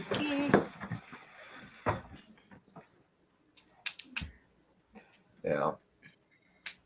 Any other thoughts on why like Sanderson is so popular and why like he's like one of the more successful writers these days? We mentioned the world building already. What about characters? Oh yeah. Yes. Characters are definitely a strong point for him. And character arcs. Yes. He has a long-term character arcs for a lot of his characters. And it's very, very, very, very, very, very nice to read. Especially like go for it. They're very, very, very, very distinct characters. Like, you don't read a Sanderson book and see them blending together. Like, they're all very, like I mean, like I say, like the crew of like the original trilogy of Mistborn, like those pillars of the story. You know, there's quite a lot of people in that group if you think about it. You know, Kel, Dox, Ham, Breeze, Clubs, all that lot. But each one of them is very, very necessary. I missed out Sazed. Oh my god! Oh no! How did I do that? They're so. For shame. I know. How did I do that? Oh my god! I need to repent. God damn. Anyway, yeah, like they're so unique, but so like necessary to the story at the same time. Him and it's Breeze's kind of relationship is really great. Oh god, yeah, actually, that's what I think. I can't relationship? say that. There's too many things that are my favorite thing about this book. But Well, I like how he manages to make the side characters that are important to the plot unique and original with just maybe 3 chapters. So for reference to those who in the chat, Breeze is an amoral, or he tries to pass as amoral guy who can soothe other people's emotions. And he's a very debonair, slightly portly guy. And Ham, or Hammond, is kind of a giant bruiser who also likes posing philosophical questions and getting into debates, and Breeze hates it.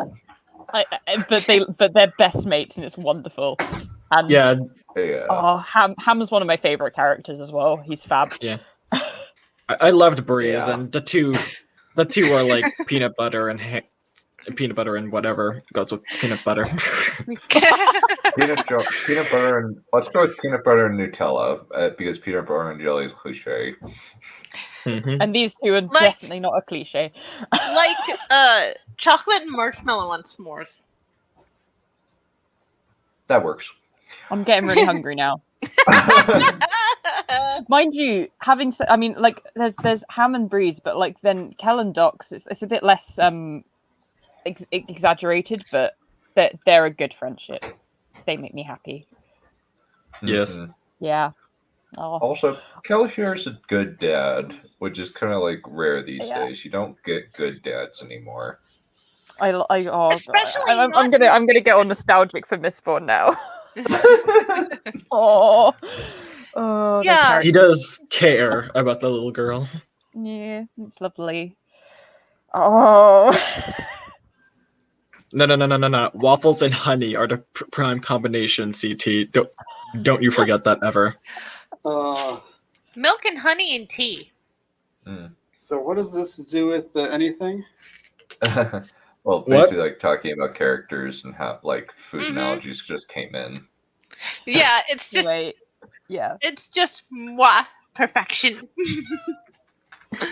Yeah, and it seems like every book there's like at least one or two like arcs where the person is going through something and will they resolve it? How will they resolve it? Like Kaladin, Shallan, they'll be going through this. They have this issue, like, and how will it get resolved? And there's also the relations among characters are often interesting and complicated. Like an example is from Way of Kings is Dalinar and Navani. Yeah, or Dalinar and Kaladin also. Yeah. Or Shallan and Kaladin. Or Kaladin and everybody. Yeah. Kaladin, that guy who just has.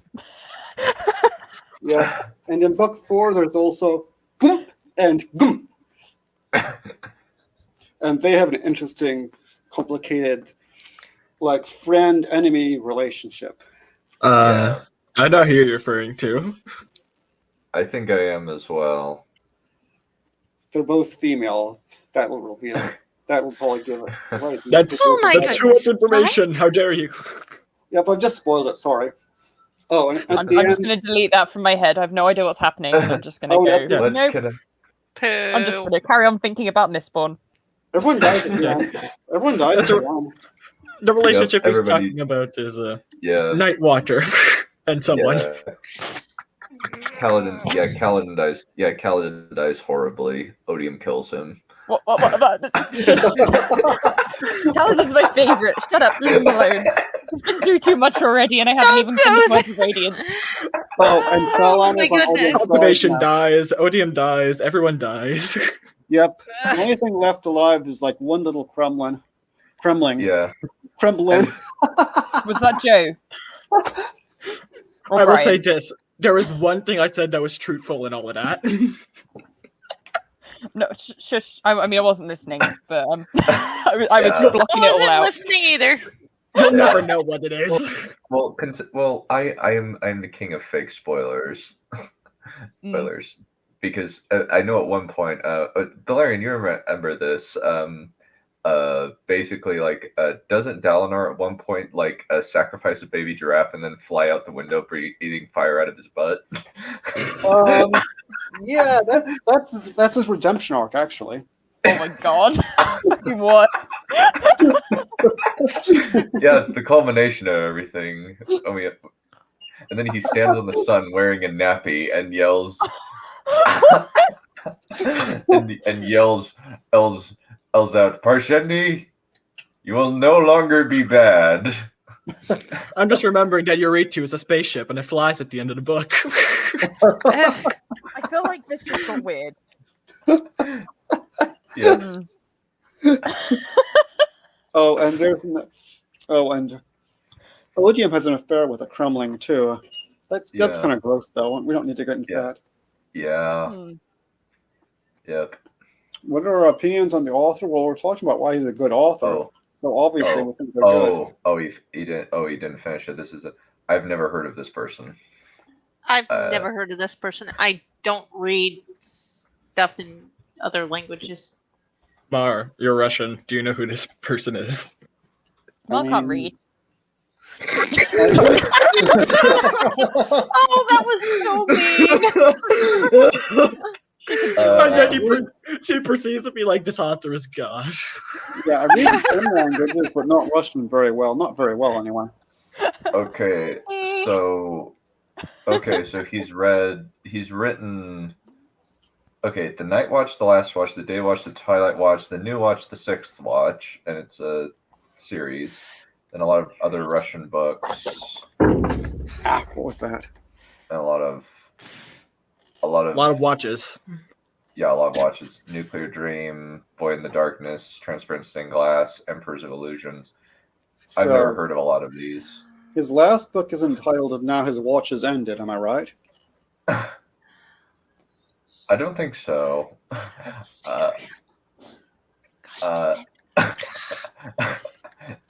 Wow. Apparently, like, he's pretty good. I'll have to put him on the list. Yeah. Lukyanenko. That sounds like a too bad. Ukrainian name. Lukyanenko. Okay. I'm sad because I didn't get the side book. Looks like a Ukrainian name. Yeah, he is. Yeah, apparently he's Russian. Well, he could easily be of Ukrainian origin and they moved to Russia. That's also true. Yeah, good point. I need to get that is true. That is also true. Which from is Guardians true? of the Galaxy. It's a little reaction thing. I'll get it by Thursday. But yeah, I think like a big part of his characters is also like Sanderson doesn't necessarily do gray characters in terms of his heroes very often.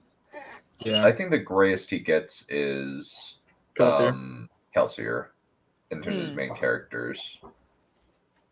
Yeah, I mean, Shallan has gray aspects. Oh, what does happen sometimes is that his characters will have serious flaws, and they'll need to be redeemed because they did horrible things in the past, or whatever. I don't know how much detail I can get into that. Like, he likes to give all the characters some depth, even the villains. Like Sadie's, Amaron. There's reasons why they act like they do. They're not just, I am evil and so I do this. But they're not. You kind of do put them in a category still. I think the key with his heroes is, even though they often have quite deep flaws, they very rarely aren't trying to actually be better than that. Like they're usually driving for some kind of goal, or at least they move towards driving towards a noble goal. You know, like Kaladin takes a while to go from surviving day to day to becoming someone who wants to get to that, and that's his whole thing. Yeah, he started as that, but we see that in flashbacks rather than he was once that person, and now he wants to get back to that person. Yeah. Mm-hmm. But like that's always like an element of them, and I think Kelsier is interesting with that because I'm being very careful here. He's interesting with that because he has a noble goal, but he is extremely ruthless in how he pursues it, and he's not necessarily as concerned with the methodology as with the outcome, which makes him more grey than other characters that Sanderson have written. I can agree with that, even though I haven't finished finished Mistborn. Yeah. There's also lots of doubts on whether or not his intentions were completely good. Also, like, it's something you kind of keep seeing with the character. Like, how much was noble and how much was just his ego. He is my favorite Sanderson character, and I very much doubt I'm gonna have another character take him over. He's wonderful. Kaladin is still definitely my favorite Sanderson character. Kaladin's my favorite Stormlight, but Kelsier is just Yeah. Yeah. Spoiler, but not really spoiler, but some of the so-called Parshendi characters also become interesting. Starting in the second book. Definitely. Definitely. Yeah. I do have a few Parshendi characters that I really like. Yeah, and that gets really interesting as we go on. I'll say Dalinar might become close to one of your favorites in Oathbringer. Dalinar's already one of my favorite archive characters. Oh, then he's going to become your favorite in Oathbringer. He's great. I doubt he'll unseat Kaladin. I really doubt it. I don't know. It's tough competition. His arc is great. Honestly, I like Dalinar more than I like Kaladin. I think it depends on. I mean, I haven't obviously read to Rivenball yet, but so I don't know the full context. But to be fair, when it comes to Sanderson characters, they're all so good. It's like it's more. You what want you're me to looking pick for. one? Yeah, it's what you're looking for. Like underneath Kelsier, I have a tier of about 20 characters that are all second place, right? And for all completely different reasons. Like Dox is one of my favorites. He's quite understated, but I adore Dox. He's wonderful. But then there's Kaladin, and then there's Dalinar, and then there's so many, and it's just I can't pick. Come on, you mean oh god damn it, Steris from the Wax and Wayne stuff. She's beautiful. I love her so much. Let's not forget Syl. Let's not forget the Spren. Let's not forget Syl. Syl is amazing, and Shalon Sprun too. Shalon Sprun is just. And Shalon herself, but there's also it's not just. Pardon me. It's not just characters in isolation. It's characters coming together that becomes interesting. I mean, for example, at the end of the first book, I was all like, "What's going to happen when Kaladin and Dalinar meet? How are they going to relate?" Kind of thing. So, and when they do meet and relate, I guess that's not really a spoiler. No, it's not a spoiler. You read that already. Anyway, not a spoiler yet. That gets really interesting. And then what's going to happen when Kaladin and Shalon? How are these people going to relate to each other? I got through that too. Oh my goodness! Shalon and Kaladin just go on a fucking. They just start insulting each other. I love it so much. They're so salty, and it's comical. At least my hair doesn't look like it's a sponge. I'm like, come on, lady. No offense, lady, but you're being a bit obnoxious. Can you cut that out, please? It's still fun to read, but it's fun lady, to watch. Cut that out. So I'm interested to see. Do you think that Shalon and Kaladin are going to get together, or Shalon and Adolin get together? Oh, or do you think? I'm still hoping for Shalon and Adolin. Because he deserves to have a nice woman. He deserves it. He's the kind of person I want as my best friend. Here's the thing. No joke. He is just that much of a good person. I want the domestic drama TV show. Oh, sorry. No, you can go. I'm sorry. I want the domestic drama TV show of Kaladin and Shalon, though. Yes, that would be. Wait, I need to. Just wonderful. I need to blow your brains out even more. Brandon Sanderson's confirmed that Adolin, Shalon, and Kaladin would actually be okay with a threesome. Oh God! That would be the best. We're not going down this road. Oh my no goodness. comment. I'm so glad I have these facts for you all. Oh God. Die horribly. Well, that's not. Well, the I think it would possibility be of okay, it but- happening is not going to be Yeah, possible because until Brandon- Kaladin overcomes his hatred of Light Eyes. So Also, here's another thing. Hmm? Brandon Sanderson is about as clean as they come when it comes to sex. Yeah, it's relatively clean. Yes, like he's never gonna say it, but he does reference sex in like Warbreaker. Yeah. Well, there are also slightly intimate references in Stormlight Archive books too, but they're clean as those things go, though. yeah, He's not like Martin. But where he'll get he, the reference, like, goes into he doesn't go into detail about the people rutting in. A thing at yeah. all. Sanderson fades to black instead. Yeah, and that's good. I'd say that is tasteful. I think that's one of the things that's gonna win my mother over, because she does not like that stuff. She doesn't like it. She'd prefer not to read it. Yeah, I imagine she would not like Joe Abercrombie or Martin. Martin really overdoes Bloody it. hell. Yeah, Martin overdoes it. Yeah, Fat Pink Mast is Shut up, die! Hilarious thing. Oh my goodness. It's just yeah. Just die. Die, Pink. It's just like, do I want to know what those people do in bed? Yeah, come see us gush at Brandon Sanderson. Yeah. It's cringy. It's the Blazers. Yeah. Mirish Swamp and Fat Pink Master memes at this point. No. How many times do we need to keep saying this is a wholesome stream? We're talking about Brandon Sanderson. God damn it!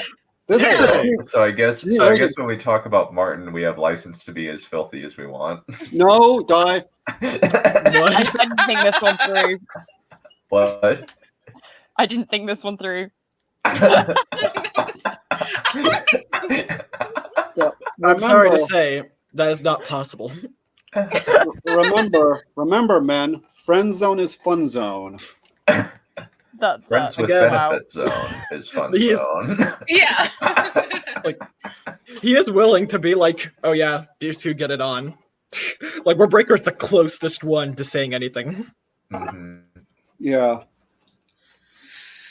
Yeah, I think, but it's like, it's a tasteful fade to black. You don't see anything, and then you see them wake up in the morning. It's really nice. It's like, pretty much like... You're just like, aww. It's like, I think like the best comparison I have is every Bond movie except for Die Another Day. I think that's... any other thoughts before we go into the Q&A?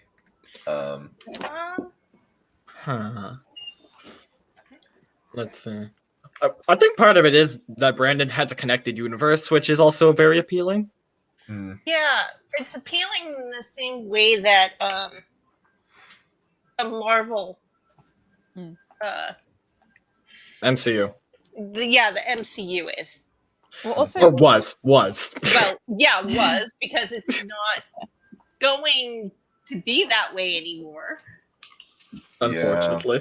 Yeah, they have nothing to build up to anymore. It's just they're just now making movies for the sake of making movies. I think there's something they could have built up towards, but that building up is just currently shit. Yeah. But yeah, no, like also the word connected is interesting because he's annoyingly good at connecting things up. I mean, if I say Vin's earring to people who know what I'm talking about, and then not say anything else, but I will say that I figured that out about 3 or 4 chapters early, and oh god, was that I was So smacking my head satisfying. against a wall. That was so satisfying. Yes, like things lock together very well. nicely, whether it's plot, whether it's world building, whether it's characters when they meet and they mesh in the way that they should. He's very good at connecting things in the right way. Mm-hmm. and revealing things like over the course of several books will reveal. Yeah.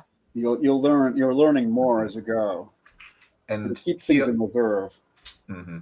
And he also like doesn't go for random, which is really nice. Yeah. Like when I had a conversation with somebody who like said like the ending was the ending of Words of Radiance was absurd and obvious and absurd, and I was just like, those two words don't go together necessarily. Well, except maybe. Well, no, yeah. Well, it was mainly just like it was like the exact ending that like they were expecting, and it's just like, yeah. So, I mean, what else would you do? What else would Kaladin do? Like, yeah, it's satisfying. That's what you hope for. I was hoping that Shallan and Jasna would eventually like work together. That's what I was hoping for. I was like, what's going to happen? Is she going to rob? Is she going to rob her? And if she does, will she repent? Will they get back? Will they get reconciled? How's this going to work out? So the thing is, when you're writing something, if you're setting things up, you're setting up options. Now, sometimes those options aren't as obvious to you, partly because things might be hidden from the character until they are presented to them.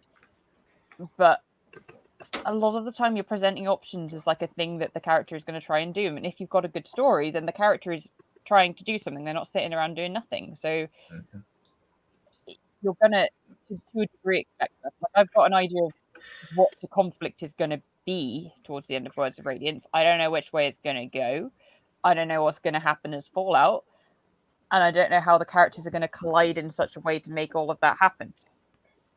But that's how stories work, right? Like that's the point. Right.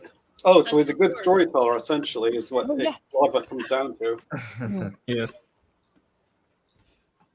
Like nobody can tell me they knew which way the end of Hero of Ages was going to go. Yeah, no, that was like really surprising. There was like options going in directions there, you know. Yeah. But like, Christ, people annoy me. Like, I didn't expect a weather nuke to basically get dropped on Rishar. Oh. Yeah, I did not expect that, nor did I expect what was it? Like there to be like space invasions from aliens. Oh, you know, I mean, Oh, I yeah. don't expect it either, you know, but I'll know to expect it now. Yeah. Thank you for those spoilers. You won't understand them, mate. You won't. I am mostly stating BS. Yeah, mine was the stupidest way to describe an ending ever. Yeah. But yeah, also I swear, when you have Brandon confirm, like, oh yeah, this character is actually from Scadrial, this background character you would not pay attention to otherwise, it's like, what? Why is this even a detail you have? Yeah. There's so many interlocking threads, and so many are hidden. Like, yeah, like the thing I was waiting for the most and anticipating was Zeth meeting Kaladin. That clash was one of the things that I was looking forward to. Yeah. Also, how many of you guys know that Demux was in Way of Kings? Do any of you guys remember that? I found the conversation. I found it was like the revelation of X in the end of Words of Radiance was an absolute joke and disappointing in how obvious it was. I'm like, oh, that's terrible. That's dumb. Well, the revelation of the Voidbringers was, I like those. I like the way that was done. There was, looking back on it, there's enough hints that I would have, that had I been paying more attention in the book, not been as long, probably, I would have probably figured it out before Shalon did. Well, the interesting thing as well is like you can complain about things being obvious, but there's like a different dynamic as well when you're talking about books in a series. Like, although it doesn't really matter too much with the final book either, but when you're talking about the second book in a series, are you expecting everything to get like? Are you expecting the final thing to happen and for it to be the big twist, the biggest twist of all? No, it's the second book in a series. Like, it's going to have probably a good ending. If it's obvious to you, that means that you're observant. Yeah, there's lots of foreshadowing. There's lots of foreshadowing. It makes rereading it very fun. Reading Her of Ages and then going back to Well of Ascension is like, oh, I know what's happening here. Yeah, rereading Stormlight Archive is going to be fun because you won't be in such a hurry to find out what's happening anymore. Yeah. I wasn't just screaming a hurry in the first couple of books. Yeah. I honestly cannot wait to go back to Mistborn and reread. It's going to be so much fun.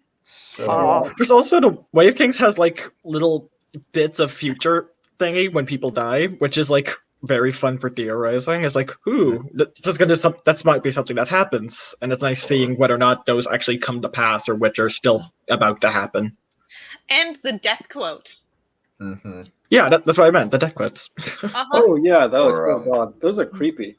They are, but I'm expecting at least a few of them to be relevant to Words of Radiance.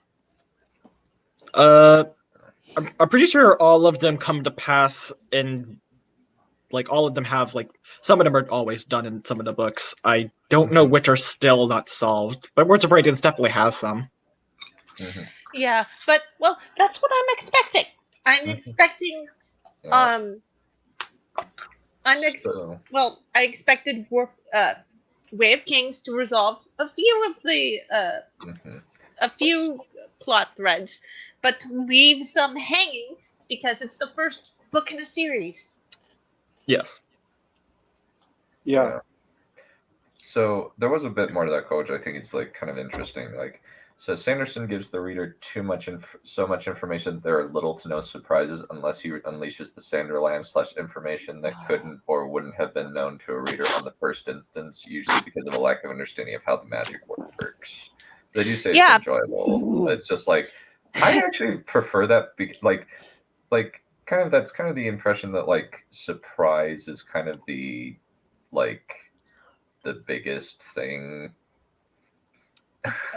It's so weird as well, like, because my understanding of how, and one of the reasons I was loving Mistborn as I was reading it, was that there's an element of, like, he kind of layers up the things he's giving you information about, because the reveal isn't always just one thing. And I'm mainly thinking, so this might not make sense, I'm mainly thinking of, for whatever reason, this is one I always go back to, is the earring reveal. So it might not really make sense, but it might be applicable to other things. Is that he kind of, there's more than one thing being revealed by that thing. There's more than one plot element that's coming together. And you might be, and often there'll be hints about the different parts layered up a little bit, because he's very good at like leading into those things. And so you will, at least with me, I'm usually following one of those threads and going, oh, I figured out what this thing means. And then at the reveal, you still get a surprise at what it's connecting to and the other things that thing means. Because these aren't just like, hey, plot twist, this person is this. It's like, it's a connection thing. Like I was saying about like that being his kind of thing is connecting stuff. Yeah. Firstly, viewing surprise as the primary books of art is a little shallow, and secondly, there are surprises along the way because you're finding out things about the world and the peoples in the world over the course of the books. So you do learn. So things do come as surprises sometimes because you do get revelations of this and that. And also you get clear definitions of the characters. Like for instance, like it seems as though like just from reading like Way of Kings, it's kind of almost a microcosm of the other books, where no specifics, but it seems like Kaladin's journey is like straightforward, Superman type story where he's presented with hard moral questions, but he tries to do the right thing no matter what. Whereas you see Shallan, and it's more of a mystery, and then you see the mystery be resolved with a very surprising twist at the end, usually. Yeah. Yeah. So that's kind of the that's what I would say, and it kind of really depends on the story, like, because like Kaladin's not a complicated person, and No, he's not, and that's fine. And he's very clearly defined, and the main thing about him is that he is riddled with horrific depression and PTSD. Yeah, and Very relatable. The depression was actually something that he'd always been afflicted with, and the PTSD came later. Yeah. Yes. Yeah. And it's and also another thing about Brandon Sanderson is really like great is the fact that like he very, very clearly researches, and also like all of these, he also like does improvements. Like I remember there was actually he did an interview with Daniel Graham where he said, like, in my first book, Elantris, I kind of did a character with autism that was kind of almost the stereotypical autism person, where they're kind of like really good at math. And then he kind of decided, okay, I'm going to improve on this and kind of do a more accurate and portrayal of autism whenever I get the opportunity to put that type of character in my book. And so he did it with Steris in Mistborn, where Steris is very regimented and detail oriented. I'm not to go into too much detail on my knowledge on this, but Steris is fucking spot on. She is wonderful. I love her so much. Yeah. This is not to be insulting. Are you speaking from a point of experience? Yes, but from multiple points of experience, and we'll leave it at that. That makes sense. Alrighty. I'm just wondering. Alrighty. Because I go through depression, and I can tell you, Kaladin's really fucking good. Yeah, I can vouch for that too. Yeah. Yes, go done, sorry. Yeah, and it seems as though like Shallan's things, what happens with Shallan is very clearly early represented, as well as Vin. One thing that I love is that Hammond tries to engage Vin in a philosophical discussion, and Vin just says, "I don't care." Oh yeah, that's Well, that's the thing. When you have characters that are that well defined, that you know how they'll react to a situation, you've done a good job. Yeah. Like this, like Hammond says, "So are we evil because we're fighting against the Lord Ruler, who is also God?" And Vin's like, "Why does that matter?" And it just diffuses Hammond, and Vin and Breeze just guffaws laughing because it's like that is the perfect response. I love that. That's I can't wait to get back to that. That's so much. Alrighty. Well, we're kind of going to open up the conversation to the people in the best chat. All three of you that are there. Oh. Yeah, you should have publicized this more. Well, how? I only have one way of. Well, I can't put it. I don't know how many like people in Smudboy server, and I don't particularly. I have problems. Well, I guess I could put it in the. I need to be more active in the Cosmere Discord server, but like I only have like 300 subs, and 8 people's pretty good number. You could. I would not recommend anything from the 17 chart server. There's so many retarded people. Would it help to share on Facebook, or would that make no difference whatsoever? I think it might. I'd be interested. I'll try Facebook another time. I do know like I have significant the Wheel of Time servers, like some of the mods are like that double as Sanderson and servers. I have lots of problems with those people. Oh, Which people? What? The mods, a lot of the mods and other folks in Wheel of Time servers that I have found. I need to find. I need to find others, but the ones that that currently have, I'm just like, I fundamentally disagree with all of you on multiple points, and like Believe when me, I can you- relate.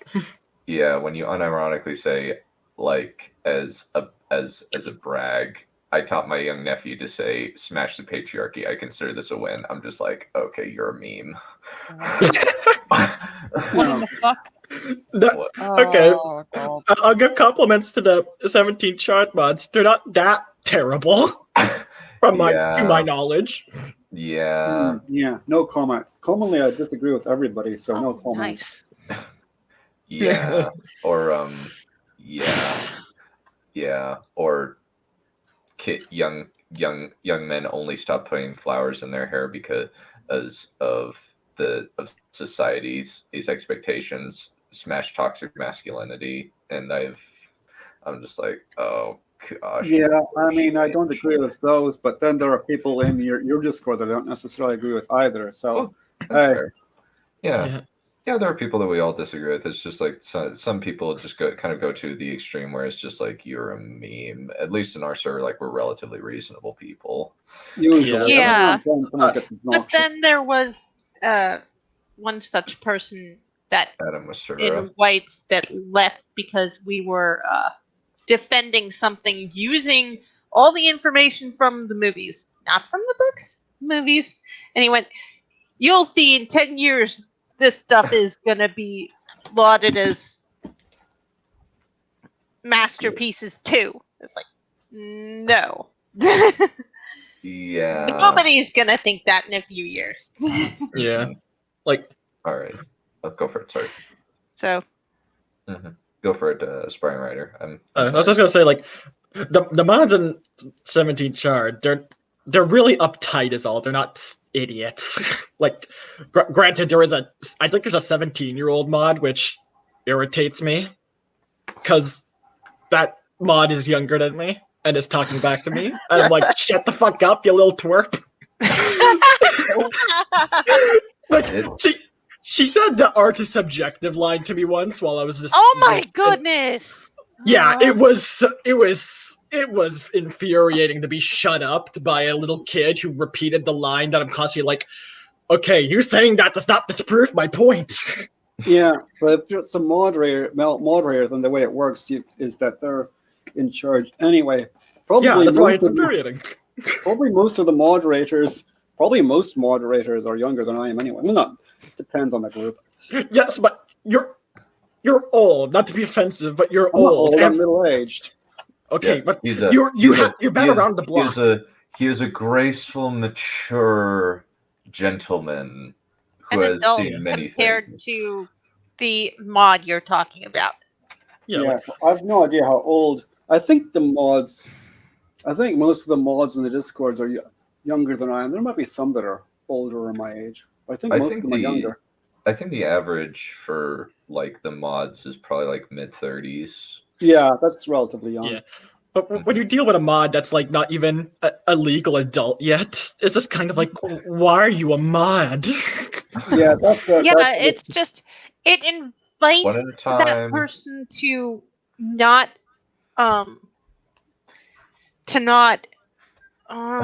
what's it? It invites that person to not take adults seriously because they have power over them somewhere. Mm-hmm. Yeah, like, I'll say this: age should be. Valerian was talking. Let him Oh, talk. sorry. Oh, Yeah. thank you. I would say they were too young. I mean, I don't know how they got in that position because I know nothing whatsoever about that group. So how they got that position, maybe they were unusually mature for their age or something. I don't know anything. Maybe. Well, that she said she showed some characteristics that made them think, oh, she would be a good mod, and that's why they gave her the role. However, my interactions with her have not made me share that opinion, though granted, I think they still would like her because, again, the mods are very uptight. Like, I'm pretty sure all of you could be banned from that pretty easily. Like, I'm already at risk of being banned. Have a riot. Well, I've already been banned from Lucifer Means Lightbringer, Gray Area, and History of Westeros. Oh, a whole bunch of Oh, them. damn. Then. I know about one of those. I got in trouble for linking to them on one of the servers. Yeah, Rip, and mate. it's for like, as far as I know, like they never gave me specifics on why I was banned. They just arbitrarily banned me and said that I made people uncomfortable and never gave me specifics or warnings or whatever. It just was abrupt. I found out I just saw it was gone, and then like apparently like the same people are on Lucifer Means Lightbringer, so they just decided to ban me. Oh, Fair, then you make kind of everyone uncomfortable, though. I did. Well, considering like who is in, considering the people who are in that server, my comments are relatively tame. Yeah. I'm sorry. And also considering Actually, I'm not sorry. You deserve it. Considering this is a these are George R. R. Martin servers.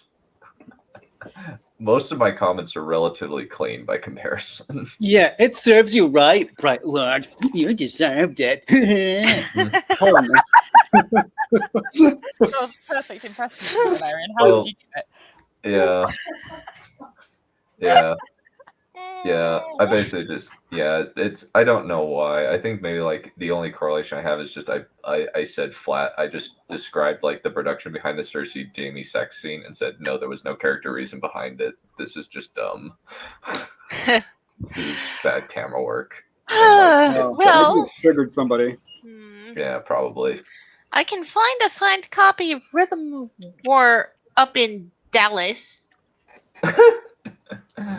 Yeah. I can send you one.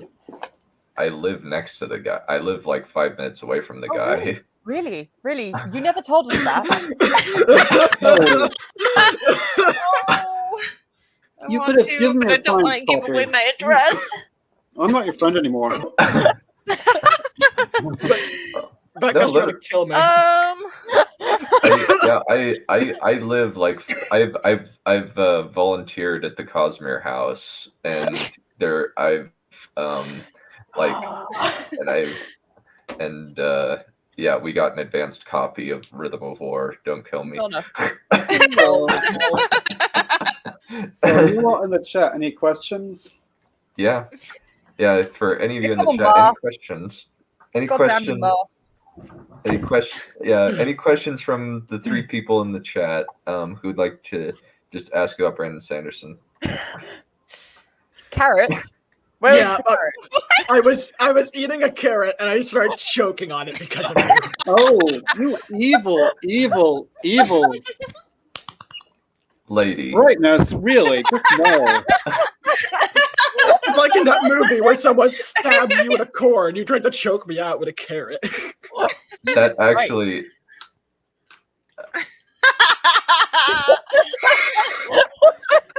Because you must.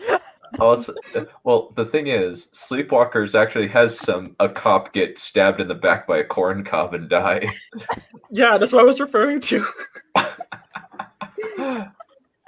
I'm not imagining Becca just having this really long carrot and just wrapping it around my throat. Okay, Right. you lot in the chat, ask some Weird. your questions. I plead not guilty. How's Ask two questions about the story. Yeah. Very rainy. About The weather over here is nice and sunny. It's gotten to the point where it's like no longer cold outside, and I no longer get to wear my nice I can't read what's on my shirt, but it's this nice Lucky I'll post a you, picture it's here. going to be raining for like next 10 days over here. So you're into weepings. it got sunnier now. It got sunnier just now. It got Your sunnier report? now. It just got sunnier. It just got gonna warm sunnier. It's gonna warm up too. But in terms of Sanderson, give us some I'm really getting obscure May questions. showers instead of April showers. Yeah. Yes, Yeah, please that make happens. Yeah. Mar, you're you saying don't have to Valerian. think. You Please got make cut us off. think. You got cut off, Valerian. Please, Hmm? could you repeat that? Oh, I forget what I was saying. Something to do with give us some really obscure Sanderson questions. Well, I do know that like the original, like I know one interesting factoid is he actually did a GoFundMe for Way of King Leatherbound. Mhm. Guess how much he made in I think like a week? $1 million? $8 million. Oh, Wow. Shit. And that's for a book he already made. It's just already wrote. It's just putting some new artwork and putting a nice new cover on it. I would want that, but I doubt I would be able to find it. By new you can- artwork, do you you do you can- mean like the things that are kind of like the Shalon kind of art thing? No, like professional artwork as well as original covers. Oh dang. Yeah. Let me actually I actually own the leather bounds for Mistborn, for all the Mistborn books and Warbreaker, and I think for Elantris as well. Yeah, we have Elantris as well. His office manager Kara just gave it to us. Gave one to us since we're besties. Shut up, Dan. I see why Becca's annoyed at you. We just got lucky because we moved into my grandparents' old house, and now we just live next to Brandon Sanderson's office manager and the guy who and her husband, who's the map artist.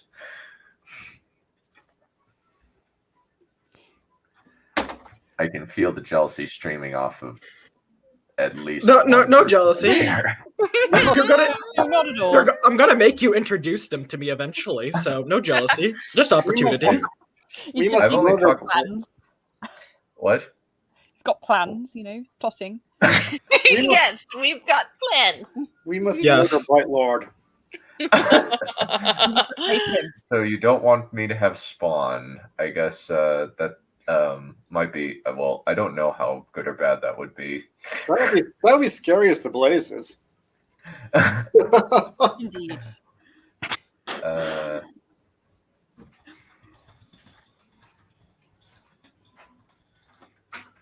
Yeah. I think one example, the Mistborn Leatherbound. I actually got a. Apparently. Yeah. Yeah, John, there's a do lot you have to any talk questions? about. Yeah, there's a lot to talk about with Brandon Sanderson. Like, this is kind of an example of like the Mistborn like artwork in the Leatherbound. Oh Christ! Wow. Have you guys not? Yeah. Have you guys not looked in the Coppermine gallery? Because you can see a lot of this stuff on there. It's great. Oh, now I know what that artwork is. Yeah. There we go. I thought that was for a while. I thought that was Rickon and Shaggy Dog. No. It's been. So what is that? It's been. That's a dog. It has That's been a special doggo from Mistborn. Oh, But you okay. So can't- it's nothing to do with the Song of Ice and Fire then. Nope. Yes. Also, I gotta say, because you can see the British editions of hello of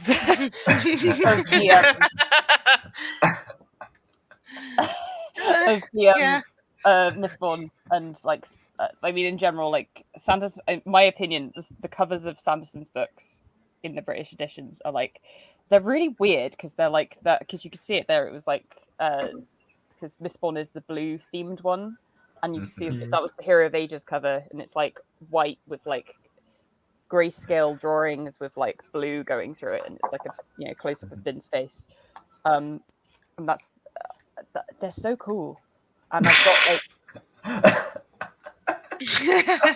Sorry, keep going. but like because like all of his books are like this, the same style, just a different color for the different series, and they're just like these lovely whites with like they're very neat looking. They look amazing on the shelf. I don't know. I love them. Yeah. Yeah. Well, it's not a furry conversation. It's just a tiny 5'2" girl with a giant wolfhound. Yeah, I'm the girl. I'm not the dog. Like, stop. What are you talking about? Yeah. I was about to say Tarek's the dog. But... Oh, fuck off! I will say, imagine the dog being much smaller than that, like up to waist height. Not, I can almost rest my head on your head. Or I could feasibly use this as a horse. Well, You're not wrong. That's true for dire wolves too, full grown. They're not That's built another for wolf. it, but it looks like you could put a child on the back of a dire wolf. This and is not a they'd be fine. child, though. This is Yeah, I not- know. And it's also not a direwolf, it's just a wolfhound. Yeah. It's a big wolfhound, but it's not like Great Danes are not that big. Stream name furries and a kite. Yeah. Like, Yeah. if Vin did not have the ability to steal push, she would totally ride the dog. Yeah, she totally would. I'm in the middle of the climax, and she just went out the window, and god damn, that's my Which favorite window? part. Which window? One of the huge stained glass windows. Is this for? Is this the party scene where she's going to rescue X? Yes. That's not the climax. Well, I think it's the beginning of the climax. No, is no, what no, I it's think not. it is. No, not It's even not. remotely. No?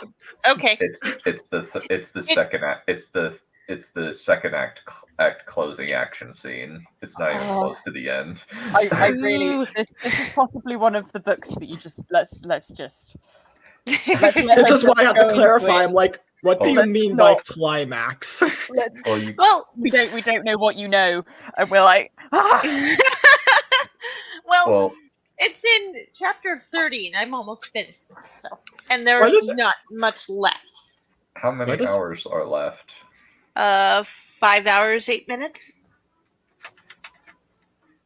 Yeah, there's still a while left.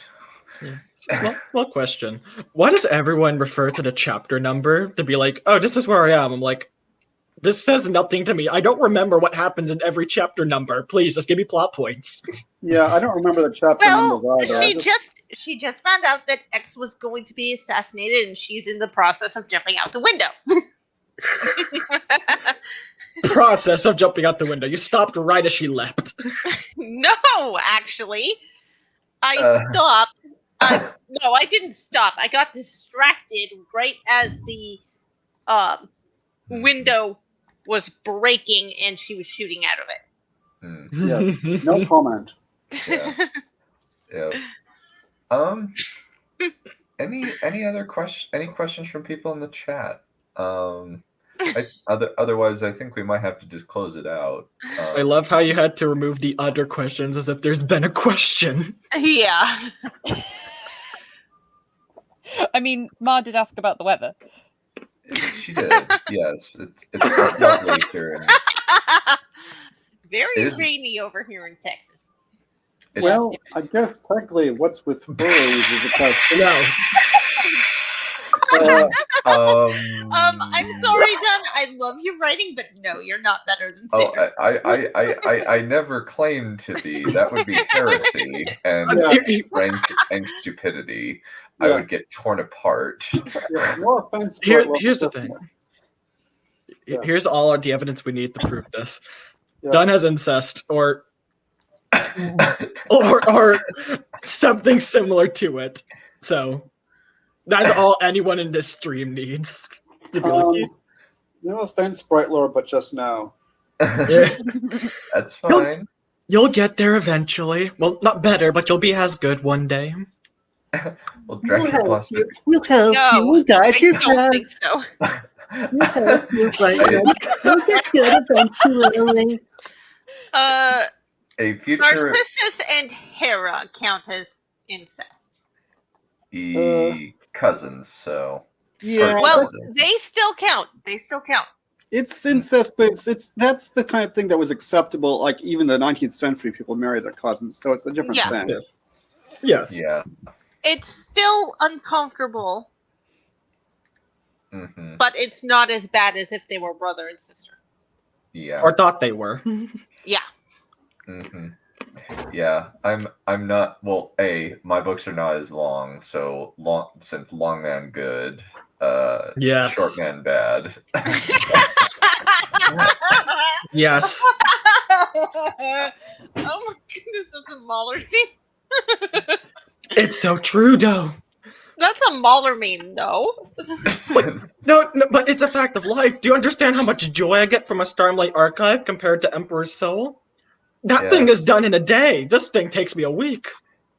Yeah. Yeah. Stormlight Archive. Yeah, Stormlight Archive just is a just a good time, and also just you enjoy spending time with the really good characters. It's different than say Joe Abercrombie, where I enjoy spending time with these characters mostly because they're extremely entertaining, even though a lot of them are not good people. Yeah. Someone once told me they thought Rao should be shorter, and I was like, what do you mean? I wanted more. Which one? Rhythm of War. Rhythm of War. Oh, Rhythm. Okay. Yeah. Rao. Rhythm of War, it looks to be It's huge. It's a long. Yeah, it's a long Rhythm of War is huge, even compared to the other books. the other The problem books. is I don't get enough of the characters I want. Give me more. Yeah, it's and also that cliffhanger, baby. That cliffhanger. oh my goodness, yes. Uh-oh. Are you telling me there's a cliffhanger at the end of Rhythm of War? Is that what you're telling me? That's not a spoiler. I think Sanderson is trying to see how insane he can make everyone with each new book. He's like, let's see how many theories I can make them do out of this. But the nice thing is Brandon Sanderson has basically said that he's splitting the Stormlight Archive into 2 arcs, and the 5th book and the halfway point of book 5 is going to be the end of this particular arc. Does that mean? Sorry. Does that mean that we have a totally different new set of characters starting in book 6? We have to get you to learn. No. I think that we'll still have the same characters. It'll just be a different conflict. That the conflict of the first 5 books will be resolved by the end of book 5, and then we'll have a new conflict. And it seems as though it's probably going to be the war for the Cosmere. Yeah, the last 5 books. But I think the conflict of the first 5 books is getting all of the High Princes to actually be allies instead of friends of You think of circumstances. Basically the ideal is to get them to be like Japan and the US instead of the US and Russia during World War II, where we are allies of circumstance instead of actual allies. That's what I think the conflict of the first 5 books will be. And then the conflict of the last 5 books will be against the Parshendi. Yeah, but that's what I think's going to happen. But I could be wrong. I don't know. But to confirm that the original cast is still there, Jasana and Renarin have each book has basically what Sanderson calls a focus character. These are incredibly important characters in the book. Mm-hmm. Oh yeah. I believe for the flashbacks in particular, and Jasana and Renarin get 2 of them in the last 5. Oh, Jasna gets one? Well, yes, you understand. We have not seen Jasana almost at all, right? Yeah, I mean, she, she's like. oh, right. Yeah, I shouldn't do that. Right. She's a mentor. You know what happens to mentors. You know what happens to them. Things happen. Stuff happens. And then other stuff happens. We need backstory. We don't know anything about anything. We need to know. Yeah. Yeah, we don't know how she met her spren. We need to know. Yeah, I would love to know what kind of sprint she has. She just said, "Oh, your sprint is different than mine," and nothing else came of that. Yeah, and each and the flashbacks in books 3 and 4 are really good too. Yeah, there's a lot of interesting stuff there, but it's kind of interesting that like he'll do stuff for various characters. Golden Rule. Sorry, Carrot's still making me suffer. Yeah, I had to mute myself to not reveal my reaction to Neph's prediction. No comment. I'm guessing you were laughing. Well, hard Raffo on that one. well, that's what I think. I'm not expecting it. In fact, I'm expecting to be proven wrong. But since I've not gotten very far in Wards of Radiance, that's what I think. I think that if you were reading Wheel of Time, that prediction would be extremely accurate, because that actually does happen in Wheel of Time, where a very small plot is expanded over 3 books. Yeah. So, let's see. Kaladin is the focus character of the first book. Shallan is obviously the focus character of the second book. So, not going to see as much of Kaladin, which I'm sad about because he's one of my favorite characters. Well, then again, it's hard not to like all of his characters. The first book was actually technically flashback. So Kaladin has flashbacks in the first one. Shallan's is second, and then 3, 4, and 5. I know it's somewhere in the copper mine. I'm trying to see. I know the fifth one's a seat. 3 and 4. I can just tell you if you want to know. One at a time. No. Yeah. But don't tell us. Don't spoil. I was trying to say that Kaladin is very important in book 2 as well. And he's pretty big in book 3 and 4. Well, he's just big. One of the reasons that I mean, it was also going to uni and just like time circumstance that made me put down Words of Radiance the first time. But one of the reasons was that correlated with when I got to Kaladin's little oopsie in Words of Radiance, and it made me really angry. So I fucking threw the book on the floor, got really pissed off, went to uni, didn't pick it up again. Sorry, what made you angry? Sorry. I don't know whether Neph's got to it yet, so I don't know. Just type it somewhere. Let's see. Sure. She's still anticipating Zeth. Yeah, I was anticipating Zeth, but let's see. I have 28 hours and 47 minutes left in Word of Radiance, if that means anything. Oh yeah, you're gonna take a while then. Yeah. Well, yeah. Kaladin does something quite silly. That's just silly. And that silly thing gets him into a little bit of trouble. And that quite annoyed me. I got quite angry. Well, Kaladin was always getting himself in trouble, though. So I know, but this particular thing, I was like, no, Kaladin's my baby. Don't you fucking dare, Sanderson.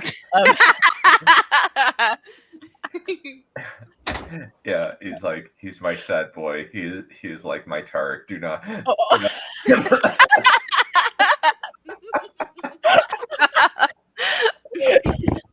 You had to, didn't you?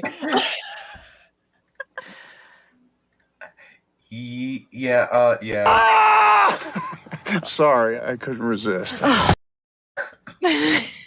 Yeah. I mean, you're not wrong, but still, shut the fuck up. Yeah. I couldn't resist. It felt too good.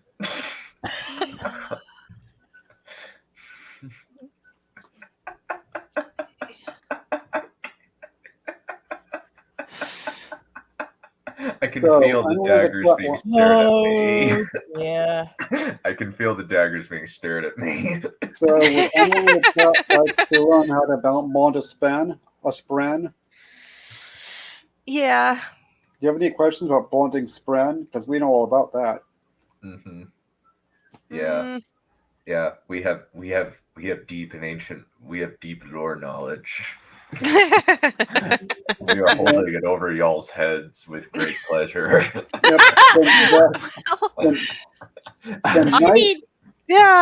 I need to hurry up and finish Final Empire so I can get back to Words of Radiance. The Knights Weirdian shall rise again. Oh my goodness. We are the Knights Weirdian. We are like the Knights Weirdian to the nth degree. Yeah. A craft Russian. Oh.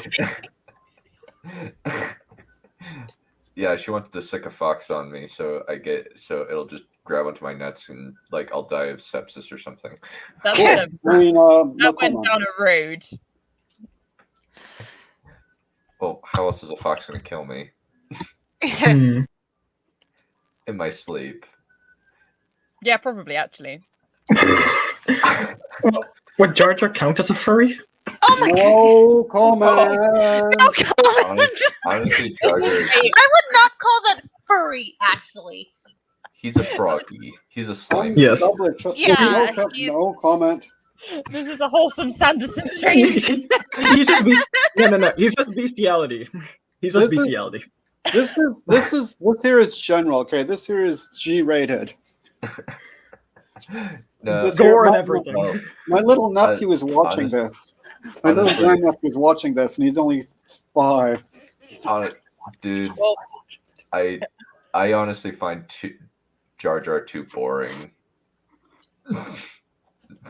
I find him annoying, but hilarious at the same time because he's hilariously annoying. I've just seen that character done better in so many other things that I'm just bored. I know you want Jar Jar in as your dominant partner in Bread. No comment. Oh my goodness, no. In the normalization, there's a whole lot of projection going on there because you say that Jar Jar is awesome. I just say Jar Jar's boring. In the No, I didn't say he was awesome. No, I said he was annoying. Fighting expert said he was awesome. Maybe eventually I'll finish this sentence. Go for it, sorry. The novelization is quite cringy, I found, in the novelization. It's like, dude, are you still writing like that in like the 21st century? I mean, that's like 1950 you'd write things like that, maybe. Misaka Jar Jar Binks. Yeah, really, just no. I know someone's going to say woke, but just shut up. No. Oh no, like Jar Jar Binks, like there's some elements of racist caricaturism in there, but it's worse for the twins. Oh, it's oh God, that's just no. Dudes, just wake up. 21st century here. Civil Rights Act has been passed. Just cut it out. Yeah, also whiteface is kind of like having a white man play a black stereotype is kind of offensive, just no matter who you are. Oh yeah. That's like item number 1 or 2 on the list of don't do's. Well, yeah. I think that's like 3, since number 1 is no illogical, stupid plots. Well, I mean, in terms of racial stuff. Yeah, true. Yeah, don't do, please, like, chat, don't do stereotypes. It's lazy and like it's honestly like pretty bad writing, unless like you're doing something that's deliberately a comedy, like Blazing Saddles, where you're like actively poking fun at it. Well, comedy follows different rules. Yeah, but if you're doing drama, please don't do stereotypes. Stereotypes are annoying. Annoying and like be respectful to all people unless they're insane, in which case no. Right. Yeah. Yes. Don't do that. Unless they're like, okay, well, unless they are crazy ideologues, then you show them no respect. But then, not necessarily left wing. It could also be right wing ideologues. I just got myself in trouble here. Sorry. Oh no, I hate all the ideologues. I think all ideologues are stupid. Yeah, don't be racist because of the skin. Be racist because of the opinions. Yeah. Well, No, be discerning because of the opinions. Yep. Think for yourself. Yes. Yeah. Oh, I know, but you want some extra like threesome. Those big ears, those big fluffy rabbit ears. Oh. No comment. No comment. Die painfully. We're gonna murder you. If there aren't going to be some questions. Yeah. If there aren't any Sanderson questions, perhaps we should just say goodbye. Yeah, I think Chat, so. please. Questions. Anything. Literally anything. Except furries. Oh, this is a wholesome. This is a wholesome Christian stream. Not least because we're talking about a very devout LDS author. He is Christian, so we can say this. Yeah. We're cemetery. Alrighty. Yeah. Alrighty. Well, we will conclude our stream there at 3 hours. I didn't anticipate we would get this much out of discussing Sanderson's stuff. This is Sanderson. We have endless stuff to say about him, Well, even no. without. Reading all of his stuff. Yeah. Yeah. Please There were realize some the past, lengthy tangents too. yeah, like true. please remember the last 50 minutes have been furries, weather, and other stuff, as well as Becca trying to kill us. I have good reason to kill all of you at this point. Hey, why do you have a reason to kill me? You Most love, of all. you love us platonically. Admit it. It's a loving murder. Done. Yes, it is. That's why she wants to kill us. It's for our own good. Yeah. Yes. Well, okay. I'll just rise and rise again. For what is dead can never die. Yeah. Oh, Cool. You can't kill me. I'm reborn every night. I die and get reborn every single night. That's why I'm Well, so this is groggy in the big morning. planning, isn't it? I'm immortal and all powerful. Yes, we all are Gary Stews. Yes. God damn. I'm an immortal eldritch vampire, and he's a immortal eldritch cat demon who's only surfacing as this crotchety as who just sometimes sends a manifestation of an avatar manifestation upward until he awakens and destroys the planet. Yeah, I'm also a dragon too, of course. Well, that's your form. That's your true form. You're a dragon sleeping under the aping under the planet. Yeah, it's pretty cool. Yeah, you're like Unicron from the Transformers, or from Transformers Prime, voiced by John Noble, aka Denethor, who has one of the best voices ever. He does have a good voice. Yep. Well, I'll cut out the stream tangents into another video and re-upload it because I think that would be funny, and then we can kind of like put out a more focused thing later. Cool. Alrighty, but unless you guys like the tangents of us making our resident British Rosie Cotton pissed. I think they like it. It's part of the appeal. Yep. Alrighty. Well, we will conclude. Yeah, since like it's almost like Becca's our mom, and we're just frustrated. Her immature kids frustrating her to no end. At this point, it feels like it. Yeah. Yeah. I know the feeling. All right, and on that note, we will call it quits. Thank you all for coming. We will resume. We will return on Thursday to chat about the Phantom Menace. Ready to make some enemies? Yeah, I'm ready. Yep. And then at some point, I'd like to do I'd like to do George R.R. Martin, like as an author dive on Martin. I'll have to ask around the Discord, hey, who wants to come on and George R.R. Martin? It'll probably just be me, Becca, and Count Valerian. Since I don't know who else has read it. You might get somebody else. Who knows? Maybe you might get someone else. Yes, sir. I'm only a Mando. Sando Mando. I didn't know that. I didn't know that Sanderson had a cult of Mandalorians at his beck and call. That is so cool. Interesting. Well, he likes the Mandalorian. He thinks the writing's great. What? Yeah, What? that's the thing he said on a live stream. Okay. Then I definitely have to give it a try. No. No.